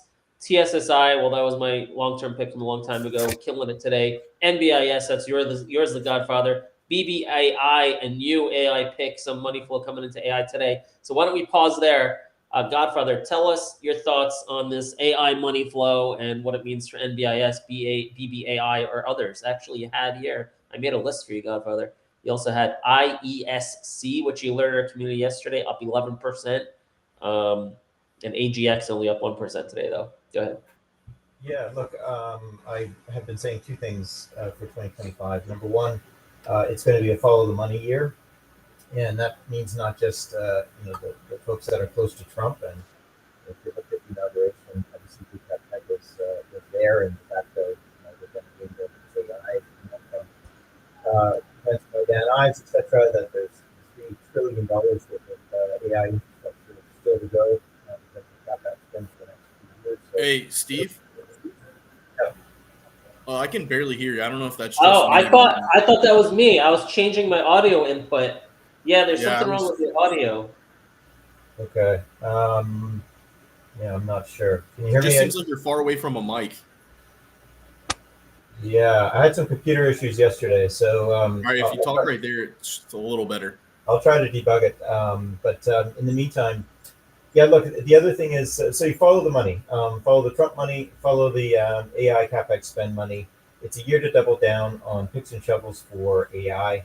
NBIS obviously building data centers, 2 of them in the U.S. To complement the ones in Norway and in Paris. Front and center on this whole trade. Tremendous demand for AI services delivered through the cloud with specialized software suites, etc. You saw them announce another one of those today, so couldn't be in a better position. It really, to this day, until we get CoreWeave, is the best pure play on AI infrastructure in terms of data center. The pitch on BBAI, did you want me to talk about that one? Yeah, go ahead. Yeah, so BBAI, again, this is a follow the money trade. Kevin McLean was the secretary of Department of Homeland Security appointed by Trump. Prior to that, he ran the Customs and Border Patrol agency. So, as DHS, he was covering TSA, he's covering borders, covering Coast Guard, you name it. So he, through an acquisition that BBAI did, is now the CEO of Big Bear AI. And they do 2 things. Number one, they do vision AI and edge AI solutions. And so you've got the predictive analytics and all of that goes along with it. And they've won multiple government contracts to the U.S. Air Force, U.S. Navy, U.S. Army. But what's really interesting here is the biometrics technology. And we already saw a congressional requirement that the border starts to use biometrics. And these guys are a leading provider of that. So, it's pretty easy to draw the connection or the read through between the potential advantages of the new CEO's background. By the way, the COO has also got a very, very close association and history of selling into U.S. government agencies, specifically the DoD. So this thing, this appointment was made on the 15th of January. It now rises to the top of Trump proxy lists. It's a play on border security. It's a play on homeland security. It's a play on AI. It's got a reasonable valuation. They're inflecting to cash flow positive. So that's a name that I think is worthy of A, betting some cash on, and B, certainly watching as the Trump theme progresses. All right, there you have it. BBAI. It's a turnaround play too. I remember BBAI and SOUN were two kind of shitco's. I put them in that category a couple years ago when Nvidia first blew up, and we were looking at all the AI names. They seem to be the most expensive, but looks like they're growing up now. So those changes in stories also very powerful for stock re-rating. So it's going to be very interesting there. Let's talk about how about Khaki? We have earnings tonight. I don't know if you want to give away the whole, the whole kit and caboodle for our non-subscribers here, but go ahead, tell them what you want.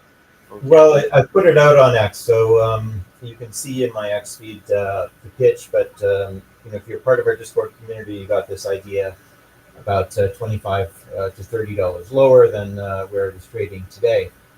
You've got a defense and IT company reporting. They're on a different reporting schedule than the rest of their peers, so they're really the first look at the sector. The thesis is pretty simple. There's some babies that got thrown out of the bathwater on November 11th when Doge came in, and the 25% haircut that all the defense stocks took from essentially the 11th of November right through to the beginning of this year before they started to bounce back, I think is really unfounded when it comes to some of the companies that focus on essentially modernizing the IT through contracts with the various DoD departments. In addition to that, Khaki, you can see in what we've laid out in our thesis, is very well positioned in cutting edge technologies. And these are the types of things, and again, 94% of their revenue is Homeland Security. Trump has doubled down on Homeland Security. He's talking about building an Iron Dome for the U.S. Obviously, border controls are front and center. But we're talking about, counter drone technology, electromagnetics, cybersecurity, cyber warfare, you name it.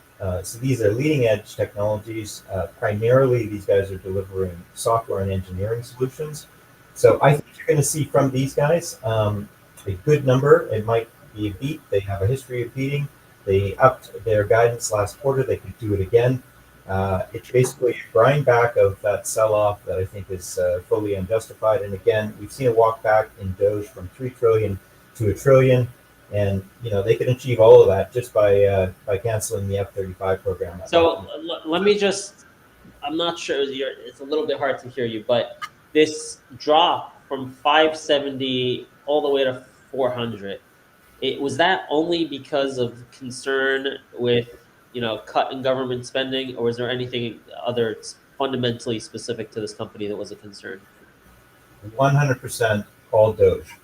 That's crazy. That's a huge opportunity then. Okay, awesome. I'm in Khaki. I'm in some call options following you on this trade. All right, let's move down the list. A few others I want to draw attention to here. Where'd they go? I just put them up on my list. Oh, here we go. All right. So, wow, what a big win. Just RDW was our top pick of the day yesterday. It was up 50%. So space stocks, there's a lot going on. Yesterday, the top sectors we were interested in playing for the day was space and defense, and worked out perfectly. We called it perfectly pre-market that's where the money flow would be. So RDW did great. But look at this other one. Here's a space stock you brought to our attention, ITMSF, which looks really compelling. Now, unfortunately, hard to trade. Not everyone has access to it because of that F hanging off the end of it. But tell us the thesis on this. Particularly, I'm interested in that possible SpaceX connection. Yeah, so Intermap's been around for a long time. Again, this is an inflection story in terms of the fundamentals. Big contract wins with the country of Indonesia, really putting them on the map. But these guys have proven themselves in bidding on similar contracts around the world. Effectively, what they do through proprietary sensors is collect 3D geospatial data. So this is important when you've got a low-lying country like Indonesia, where rising sea levels is an issue. It's important for insurance companies that are tracking forest fire, potential threat zones, flooding, all the rest of it. They announced that they are working with, and this was initially announced in 2023, and then they recently updated it saying they've expanded their arrangement with, quote unquote, a leading space launch and satellite communications company. So I don't know about you, but I'm hard pressed to think of another company other than SpaceX that ticks both of those boxes. So I love that. And then also they just had this contract yesterday. NGA selects Intermap's team as a vendor for 200 million Luno B IDIQ contract. Yeah, so that's actually it's an extension of an existing contract that they already had. And again, they're working. This is how Khaki came on my screen actually, because they're working with Khaki on that. So they're providing their IA or their AI machine learning overlay technology to the joint 3D imaging collection that they're doing for this government department. So yeah, the utility is both commercial and defense, and the beauty of their business model is they basically, all of their R&D got funded by government departments like DARPA, etc., and they're able to then sell, with some limitations, that 3D data over and over again. So it's really data as a service. They've got the largest proprietary database of 3D imagery in the world. So well, what's your fundamental fair value target on ITMS? Look, the thing about this business is that it's eminently scalable. They are already operating under their existing capacity, and to add additional capacity, it's literally, they're using third-party satellites. They're using it's mounting sensors on drones and aircraft, etc. So really, they can ramp dramatically without a lot of additional capex. I can see, just based on multiple expansion in the contracts that they have in terms of backlog, a double from current levels. And I think that's being conservative. Again, it's one of these stories where if it was listed in the US, it would already be trading at what I think is a first stop valuation, which is 2x from here. Yeah, wow, I'm trying to go back at this. This company's been around for a long time. So I like this, especially because of that space theme for this year, possible connection with SpaceX. Technically, I'm looking for a near-term target above the recent high of $1.90 at a minimum, but you're saying this could double based on the fundamentals. So great pick on that. Also, MBOT killing it today, but 20%. Actually, I haven't paid close attention. I know you've been talking about MBOT, but why don't you fill me in? Because I really don't know the thesis on this one. Yeah, look, it's catching a tailwind with the health AI companies, and if you're in our Discord, I sent out an initial screen here because I think, thanks to comments by Larry Ellison, this is going to be another theme sector for a while. Robotic surgery is health AI. What's that to do with AI? Yeah, so again, it's robotics, AI. It's all kind of in the same pie. However, again, the reason I say that is because there was no fundamental change between yesterday and today. We are, of course, seeing a bit of a bid in the robotics sector. Names like KITT, etc. Some of the shit goes flying means that money is again flowing into some of these theme areas. So again, look at that. RR up 21%. Okay, so there's robotics. Yeah, so it's technology. All these technologies have an AI assist element to them. For them, it's endoscopic robots. Think about a snake through your pipe to deal with clogs. They're doing exactly that by installing stents, etc.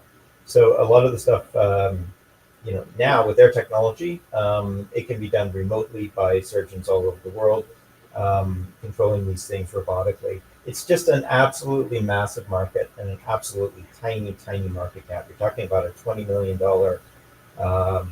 type enterprise value for a TAM that's in the billions.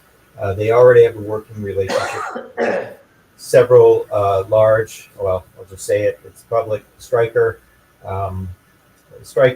and Medtronic, GE, these are the big dogs that operate in medtech, and there's a reason why a number of these things, if they do get FDA approval, and again, this is device approval, it's 510K approval. It's something that they expect to see in the second half of this year. It's not a 10-year out type time horizon. I think once they get this, it'll be immediately scooped up by probably Stryker. But yeah, in the meantime, it's a great stock here I want to point out with some relative strength today. Beyond, BYON. This is one of our January FX stocks, which we killed it on. If you followed me on it, look at this move from the end of December to January, 450 to 672. We played with call options and common shares, at least I did. So that was beautiful. But since then, it's actually behaved very nicely compared to the rest of the January FX stocks, holding this 50 DMA, curling back up towards the high of 672. This is a potential turnaround play. I'm only in a small position because it's speculative, and I want to see the evidence of the turnaround. There's been hints of a turnaround from Marcus Lemonis, both on the last conference call and with some hints on his tweets.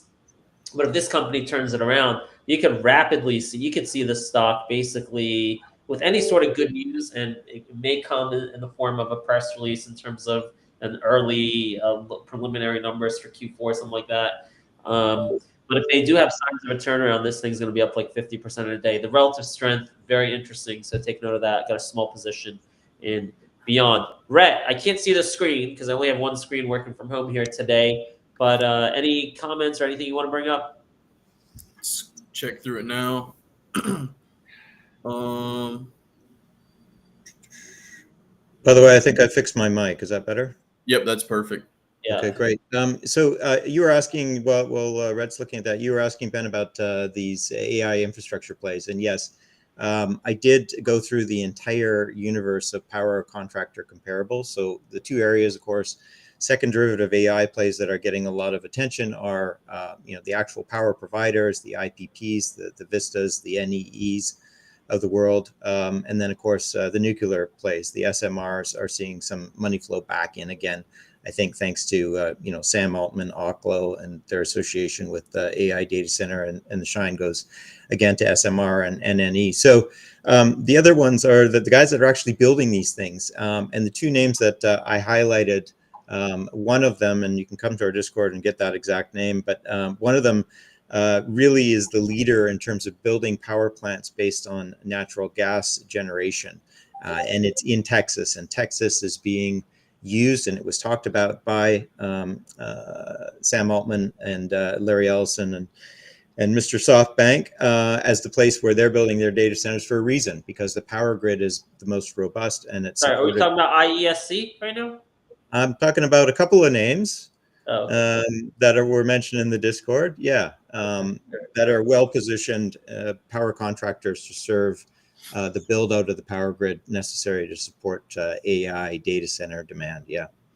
Okay, so we got a bunch of those names in our Discord. I just do want to mention, wow, look at Pounds here doing so well. Perfect bounce in our Discord. We gave that 74 bounce, worked out perfectly. Entered there on some call options.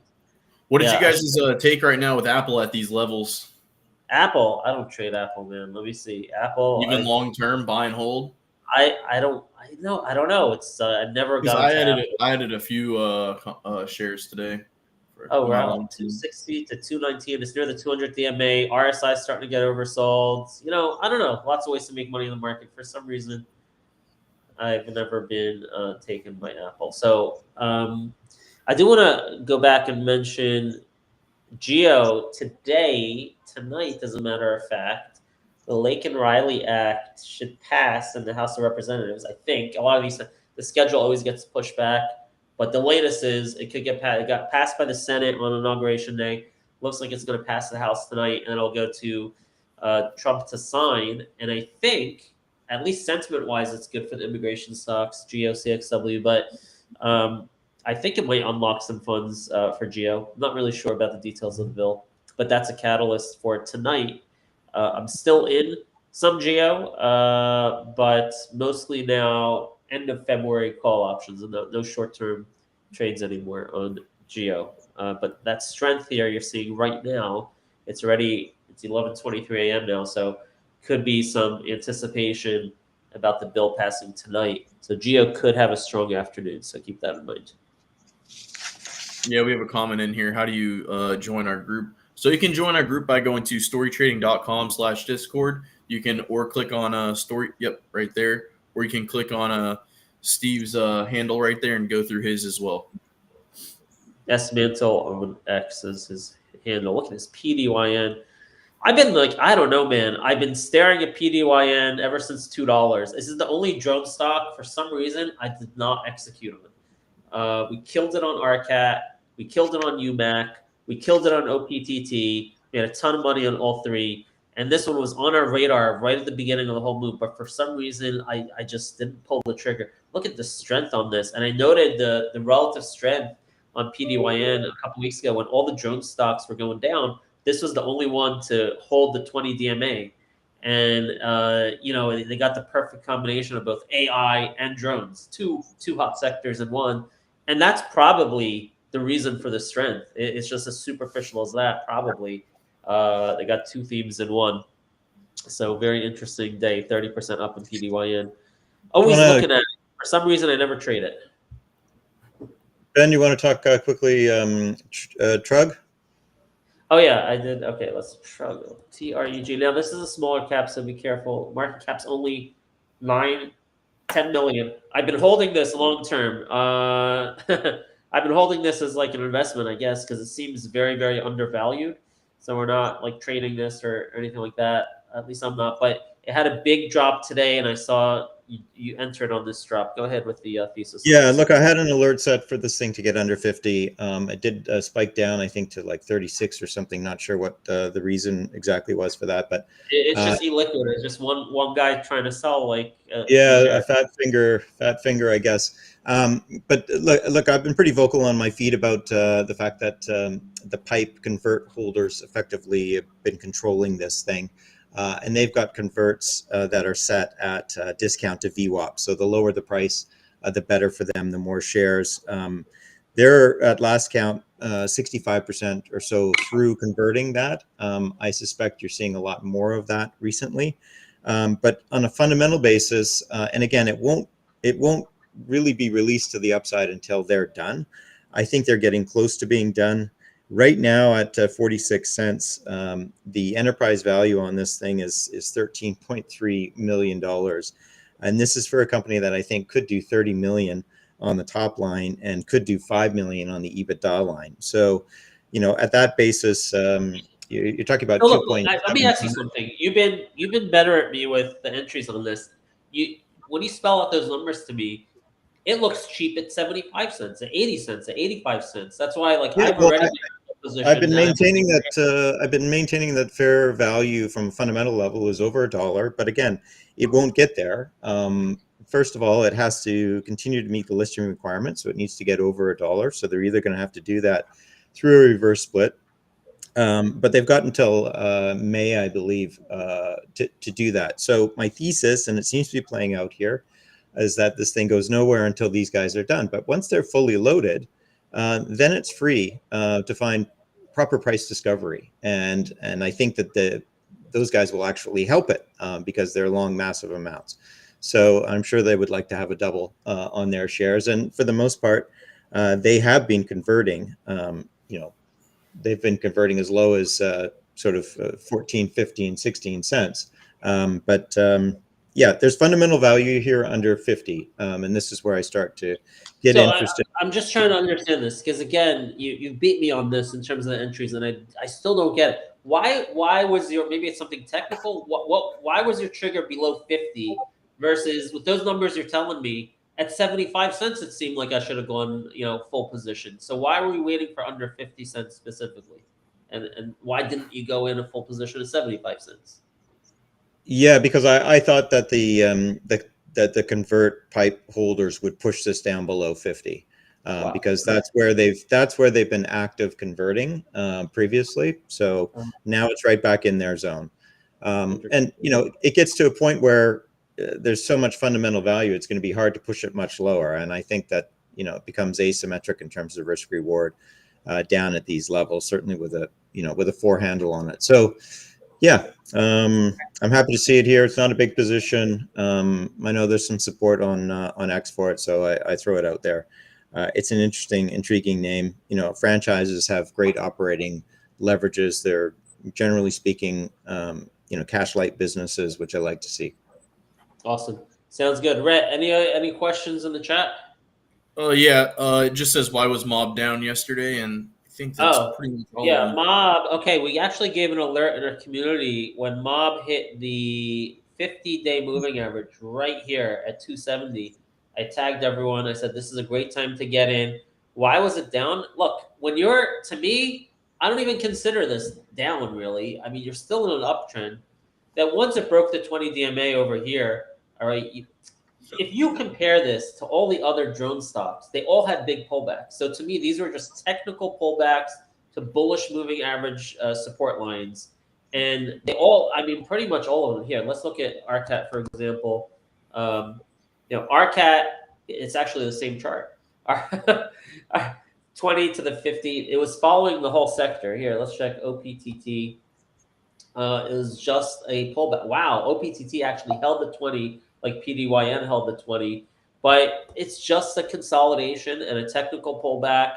And I don't get worried when you're holding these, the 20 is nice. It's always good to hold the 20. But if you're holding even the 200 DMA, the story is still intact. Holding the 50 DMA is a great place to buy over here. So to me, it was just a technical pullback, and that's it. Within a bullish trend, the fundamental support, potentially much higher. This is like a free call option on a stock. It's easily worth $3 to $4 without any new contracts, in my opinion. So yeah, that's it. Awesome. And then there's another one. Thoughts on Broadcom? They're huge in data centers. Yeah, I don't trade Broadcom. I don't know if you have any thoughts on that. Look, it's going to trade. It's going to trade with the group, and it's one of the best plays. They've proven themselves in terms of custom silicon. They're the place to go. So yeah, pick your poison. It's going to trade in high correlation to NVIDIA and the whole AI theme. It's a quality name. Cup and handle breakout's going to break 251. All right, awesome. All right, really good stuff, guys. Love that Broadcom chart, by the way. That island sure does look like that wants to take out 250 and go higher. So really good stuff here, folks. Ben, I hope you feel better. Thanks. Can you tell I'm sick? Yeah, definitely. Definitely can. Ben, Rhett, Godfather, really good stuff here today. Have a great one. We'll catch you next time, all right? All right, take care, everyone. Have a good one. All right, that is the Story Trading Group. Really good stuff from that group here. And just as I promised, after Story Trading, we're going to move over to Futures Fever. Let's go ahead and bring on Kevin and see how he's doing. Oh, there we go. Kevin, how are you doing today, my man? Dude, I'm doing good, man. How are you doing, Ryan? I'm doing really good. Look, we're watching the Netflix earnings last night. Huge pop, although it's given everything back here today. The interesting note here, I guess, for your show here is that last week, man, on Monday, I was watching the SPY trade. I know you trade futures here. I generally watch the ES, but I also watch the SPY. And I'm watching that trading action on Monday, and I said, you know what? I know this sounds crazy, but today looks like we have our near-term bottom put in. It has been straight up since then. We actually took out 600 here, and we're looking for that all-time high. So what do you think we got here? What do you got coming up on Futures Fever? I was going to cover the market sentiment, like you said, with ES maybe finding its bottom, ES being the SPY, the SPX, the S&P 500. I do think we have some ways to go to the upside. Now, the question is, how do we trade this? Because a lot of times in a bull market, it gets very difficult. So at times like this, I personally like to swing trade some options and stocks on things like large caps like Apple, Microsoft, things that have a big pull on the ES and the NASDAQ. Okay, awesome. Let's turn it over to Kevin and Futures Fever. Awesome. Thank you, Ryan. Take care. All right, everybody. Hello and welcome back to Futures Fever. I'm your host, Kevin Dubrisky, and today we're going to be covering some market sentiment, so which direction we're expecting the market to continue in. We're going to be covering some trading strategies, and we're going to have our trading tip of the week. So first thing I did want to cover is what is Apex Trader Funding. So Apex Trader Funding is a prop firm that gives traders like you and I the advantage to trade futures at a much lower scale of our own price, of our own money, right? So to open up an Apex Trader account, if you wanted to start with an evaluation account, they have them as low as a 25K account. Now I would recommend getting started with and we'll maximize this a little bit here. I would usually recommend people get started with the Trade-Ovate plan instead of the Rhythmic plan, because the Trade-Ovate plan, you're able to link this to your TradingView account and you could have a free TradingView account. So if you wanted to get started with the 25K account, the starting price is $147 a month, but if you use discount code FEVER, you'll get the best up-to-date sale. So right now you'll get at least 50% off because there are no running sales. So instead of it being $147, you're really looking at about $67 and tax. Your profit goal is $1,500 while your trail stop is $1,500. So it's an even 1-to-1 risk reward wise on your take profit and on your stop loss. Once you start getting heavier in size, you get 100K account, 150K account, 250K. Our profit goal gets much, much larger while our trailing threshold remains at a lower value. So our trailing threshold here is 6,500 while our profit target is 1,500. That is over a 2-to-1 risk to reward on our profit goal and our trailing stop loss alone. So that right there becomes very difficult for traders. You do have to be trading with a higher win rate and a good risk to reward to pass these types of accounts. Now, as for market sentiment, guys, the market has been very bullish lately. Trump is back in office. As we know, last time he was in office, it was a very strong market. So we could sort of look for history to repeat itself. So right now we were looking at, I released a recent video and I said we really want to watch these lower highs. With our replay system, we were looking right here. I said, guys, right now the market is in a bit of a bear trend due to these lower highs. After these higher highs were made, we made some lower lows as well, and that gave us the idea to be bearish. However, once we knew that Trump was stepping back into office, there was a good chance that that momentum, that news catalyst, was enough to break this major 60-68 level, which is exactly what we ended up getting right here. So this was Tuesday. We know Trump's inauguration day was Monday. So Tuesday's price action, which was also Monday's because it was MLK Day, so it was a holiday, it was a bank holiday. So any price action from Sunday market open until Tuesday close was all considered one trading day.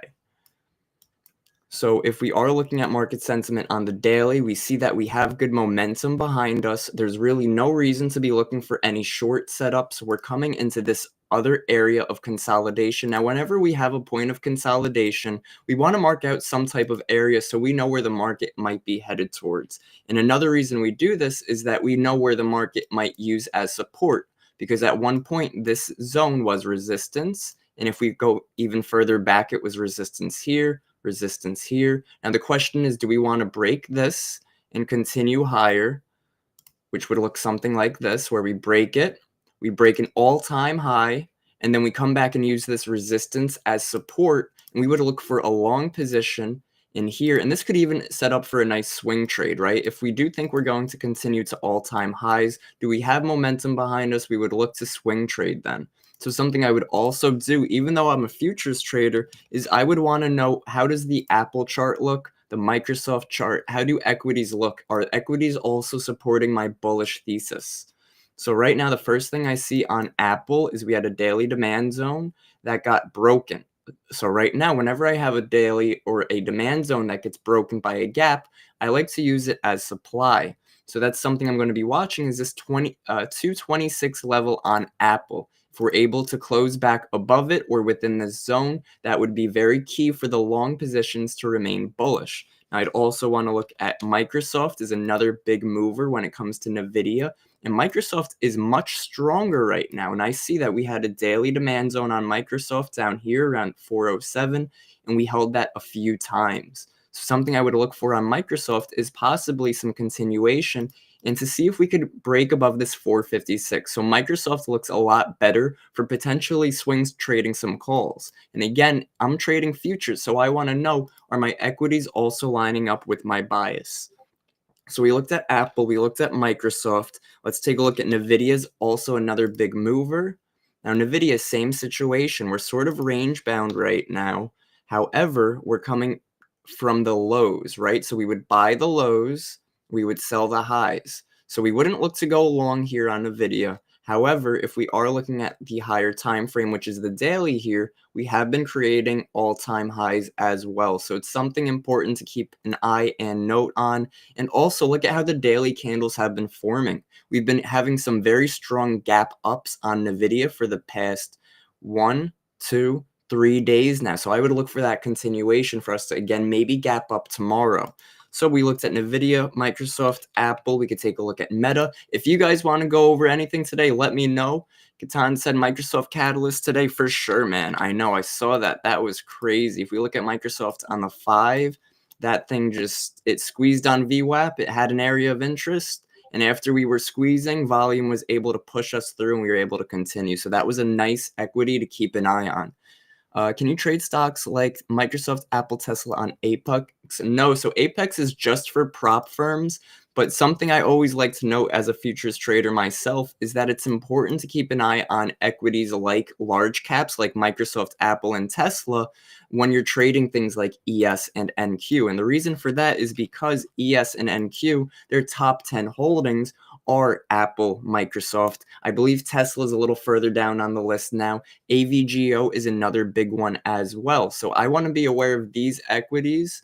Yeah, we can look over Tesla real quick too, guys, just to see again that our bias is correct on our stocks.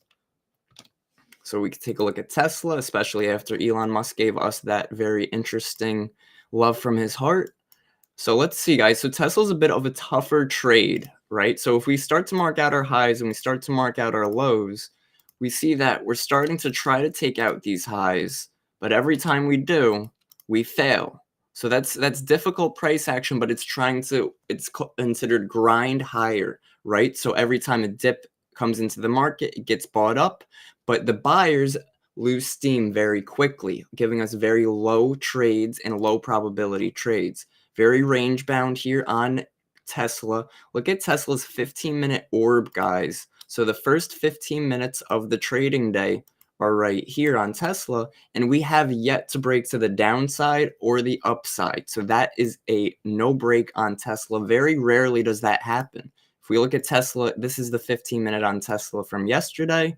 It gave us, from Friday, it gave us a nice move. And if we look at Tuesday, here's our 9:30, it gave us a break lower and then it remained within the range. So Tesla's very range bound right now, guys. I would be very careful with trading an equity or stock like Tesla. I would definitely want to see it break above this 439. We could call it 440 for a key psychological level and see if we could hold above that.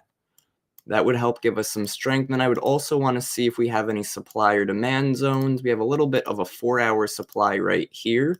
And that's because we have our basing candle and we have our sell-off.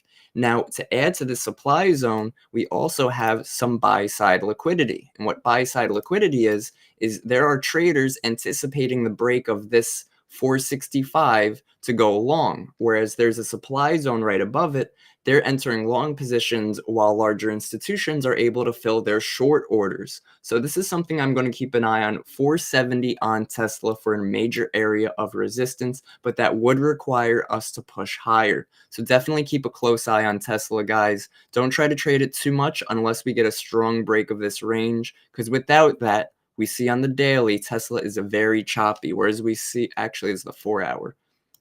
Same thing, guys. The daily, very choppy. This is no consistency in this market. Therefore, we shouldn't be looking for trades on it.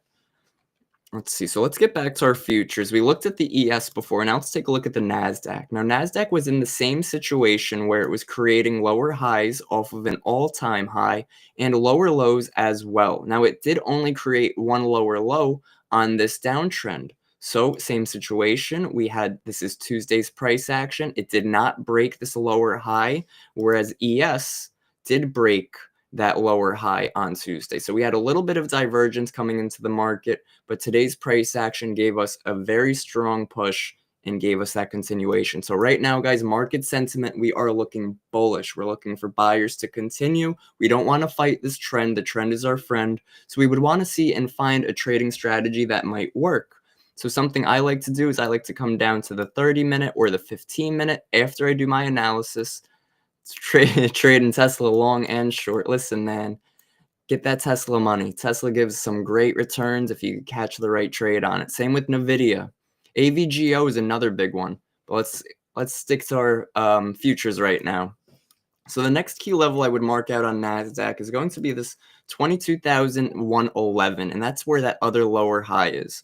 Now, the reason I would mark it out is just because it is a key level. That doesn't mean that we're going to short it. What it means is we're going to look for a reaction, or we're also going to look to see if we could break it and retest it as well. Because again, we're in a bullish market, so we look for resistance to flip and turn as support.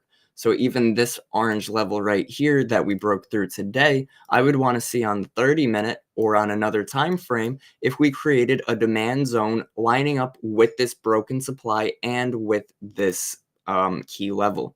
So we could look at the 6-hour, we could do our time frame analysis, and that's when we sort of run through each time frame, the 4-hour, the 6-hour, the 2-hour, the 1-hour, and sort of look to see if we could find some type of basing or area for the market to find some support. Later, Jonathan, have a great day, man. Happy trading. All right, so I see a little bit of a 90-minute basing zone right here, and these blue levels, guys, are fair value gaps or imbalances, and I always mark those out intraday to see how price holds. I was able to take a nice little scalp on NASDAQ on this retest right here to a new high of day. And because price action was getting weak up here, I did take profit. I did not want to target the supply zone without a strong break and close. Instead, we got a break and our close above it was only by a few points. That tells me that there's weakness at this level. There are sellers that may be absorbing and we might be in for another pullback. Bitcoin under another 103K again. That's crazy, man. I know Bitcoin just made its way back above 100K again. NASDAQ getting close to our 22,070 level. So again, I would just sort of look to see if we have any levels of interest. I see a 30-minute demand zone right here, and that's the one we're going to go with. And the reason for that is because we have our basing right near an area of interest where we ranged before. And then we had our strong impulse move. When we get an impulse move in the market, that means that we needed a good volume to cause that move, right? Volume is required, order flow is required to have the market move. Without good volume, we will remain range bound. So I would call this our 30-minute demand zone. And then I would even set an alert here. So we would add our alert. We could call it NQ demand. That way, if I'm looking at something like crude oil, by the time that NASDAQ comes into this demand zone, I'll get an alert and I won't miss out on a potentially high probability trade. Now, I did want to mention crude oil because we took some pretty nice trades on crude, and I wanted to show you the strategy I used to catch this trade. So this trade, I used the orb double break. Now, the orb is the opening range breakout, and we mark the opening range breakout strategy with either the 15-minute or the 30-minute time frame. So me personally, I like to use the 15-minute time frame. So we're going to back it up so we only see the first 15-minute candle. And I also want to make this blue zone green so that you guys also know that this was a demand zone. So when I have a demand zone, I'm looking for opportunities to buy where others might not be aware of this demand zone and might be looking for opportunities to sell. So we had our opening range. We had our opening range low at 75.46. We had our opening range high at 75.84. And when we were looking at the orb and we bring it up on crude oil on our Edgeful platform, it shows me that we have a 66% chance of having a double break. So with that information and with me looking in this demand zone, that made me anticipate or look for a trade setup for us to break to the downside first and then target the upside and then even the next pivot higher. And the reason for that is because if we're going to break lower, we're going to be grabbing liquidity, people are going to stop out, and people are going to take breakout trades. And if we're in a demand zone and we reverse, those people who were taking those shorts are now forced to purchase their trades back, buying and causing the market to continue higher.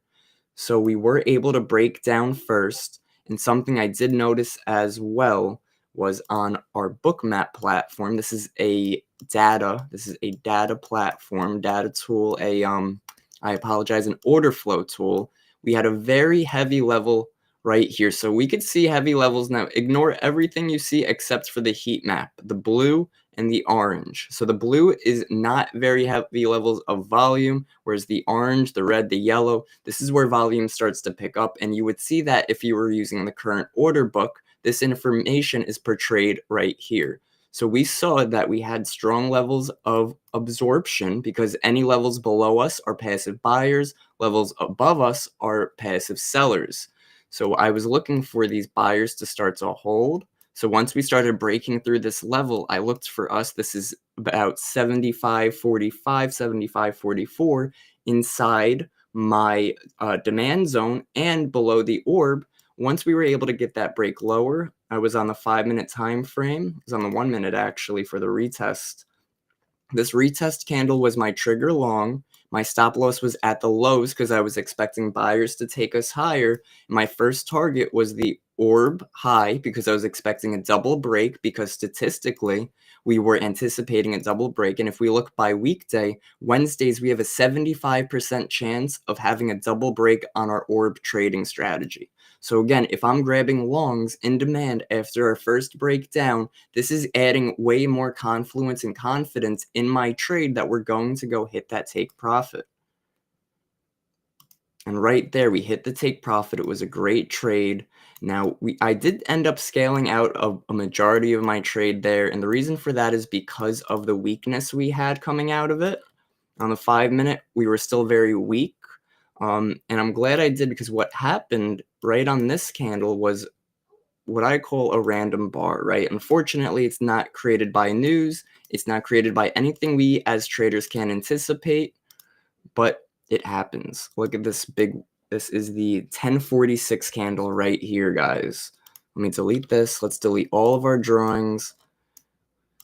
Look at this John Wick of a candle. This wick to the high, wick to the low. Now, obviously, it wick to the low first, and what it does there is it grabs liquidity. It's the liquidity sweep of liquidity sweeps. A 1 minute where it could go from a low of 75.34 to a high of 75.95. It's very strong. Imagine this on something like the ES or the NASDAQ. Normally, we need some type of good move or some type of news catalyst to create this. But this was at, like I said, 1046. There was no news provided to give us this type of move.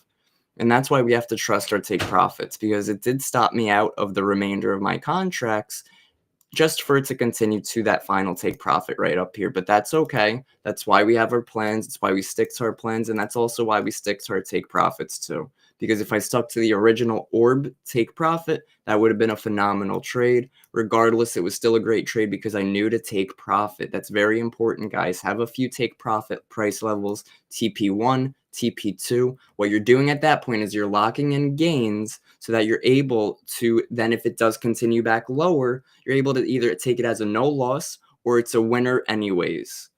So as for crude oil and gold, guys, crude has been in a very strong uptrend since about mid-December, since about late December, actually. Moved up about 15, almost 16%, almost a $10 move. It didn't quite hit that $80 per barrel mark. And ever since, I would say this was last Thursday, we have been pulling back, but it's definitely a difficult pullback because we have all of this momentum behind us. We had very strong volume. We had a good volume to the downside on Tuesday's price action, which again is Monday and Tuesday together. So it's very, very important to keep an eye on this. If you guys do want to go over any futures, please let me know. We'll probably go over the gold next, GC, which is XAU USD for those of you who trade Forex. Now, gold also is at a pretty strong level of resistance. So because we're making higher highs, the last time we made a higher high, what happened? We reversed, we pulled back. So something I want to notice here is we're breaking this higher high. Are we going to reverse? Or are we going to pull back? That's something I really want to know, something I really want to note, because the market tends to repeat itself, right? Repeatability in the market is what we look for to be consistent. Well, then we have to look for repeatability in the market off of the price action. So when we swept this high, it looks like we were breaking higher. We had a strong pullback. We swept this high, looks like we were breaking higher with strength, strong pullback. Breaking higher again, this time into a supply zone. So I'm very, very patient on gold right now to see how we close. If we're able to push higher and break this supply zone here, then I'm only going to be looking for long positions, maybe targeting new all-time high on gold, right? Is Trump's inauguration, Trump back in office, is that going to help gold also continue to all-time highs? Or are we going to create a lower high here and pull back? Or are we at least going to pull back and sweep this level right here around 27.15 and then grab some liquidity, create a higher low, and then continue higher? So there's a few things I'm going to be looking for. And all we have to do as traders, guys, is be patient and make sure we're knocking out our zones and price levels every single morning. Every morning, guys, I go through exactly what you guys saw here today and then some. I go over the ES, the NASDAQ, crude oil, gold. I break it down from the daily time frame to the hourly, to the 4-hour, the lower time frames. And I look for what setups might be working or presenting themselves pre-market and what zones I might be anticipating for the market to hit that day as well. Once we have our zones we're anticipating price to hit and use, we feel a lot less nervous when we're trading. Now, another trick, guys, so here's our trading trick of the week. So if you are either a futures trader where you trade ES and NQ, or if you're a options trader and you trade SPY and QQQ, it's always important to keep an eye on the VIX. That is the volatility index. That is the VIX. Now, you can look at the VIX VIX, which is the equity, or you can look at /VIX or VIX1, depending on what broker you're using and platform you're using. And you could look at the VIX futures. Now, I usually do use the VIX commodity equity, I apologize. And I look for that to also trend in our direction. Now, something I'm noticing here right away on the VIX is it's sort of moving with the ES, which is not what we want to see. Usually the VIX is moving in the opposite direction. So that would make me a little worried on the position and the strength of this ES move. So again, it does get a little difficult for us to remain bullish. Even though we are in a bull market, it's quite difficult for us to find our entries, because if we're trading on something like the 5-minute, we see the 5-minute tends to produce a lot of false price action, giving us fake outs to the downside, fake outs to the upside, but continuing its way higher. So we would only really be looking for longs until proven otherwise. And we could use tools like Apex Trader Funding to fund ourselves with the capital to trade futures. We could use tools like Edgeful to help gain the support or confidence in what strategy we're using. You could use fair value gap, see what are the odds of a fair value gap holding, green and red days by weekday, performance by weekday, whole bunch of stuff you could use. And it's just all a matter of finding what fits and works for you guys. Every trader, just like every snowflake, is different. Every person has their own mindset and has their own areas where they have their strengths and weaknesses. With trading, we have to find our strengths and we have to really take it and run, take it and strive. Doesn't matter what somebody else's strength is. If you see a YouTube trader that's doing 200,000 a month, blah, blah, blah, it doesn't matter. You take it at your pace. You're at your own journey. I want to know, guys, in the comments, where are you at in your trading journey? Do you feel like you're there yet? Have you been trading? What do you trade, stocks or futures or options? And where do you feel like you're having the most issues? Like, where do you get stops out too soon? Do you feel like you're over trading? Once you start asking yourself these questions, you'll start to see more progress in your trading. And as traders, beginners, or even if you are at a point where you are consistent, our goal and our job is to keep on learning and keep on trying to get better. We always want to be asking ourselves these questions, even something as simple as, where's previous day's high and previous day's low? That alone can help me know if I'm in a high probability trade setup or not. If I'm looking for a trend trade, but we're not above that previous day high yet, then there's a better chance that that trade's not going to work out, and vice versa. So again, always important to have a system in place, have your price levels, and make sure that you are trading your own system. Don't force any trades. Don't listen to anybody who's taking trades that you want to be like yourself.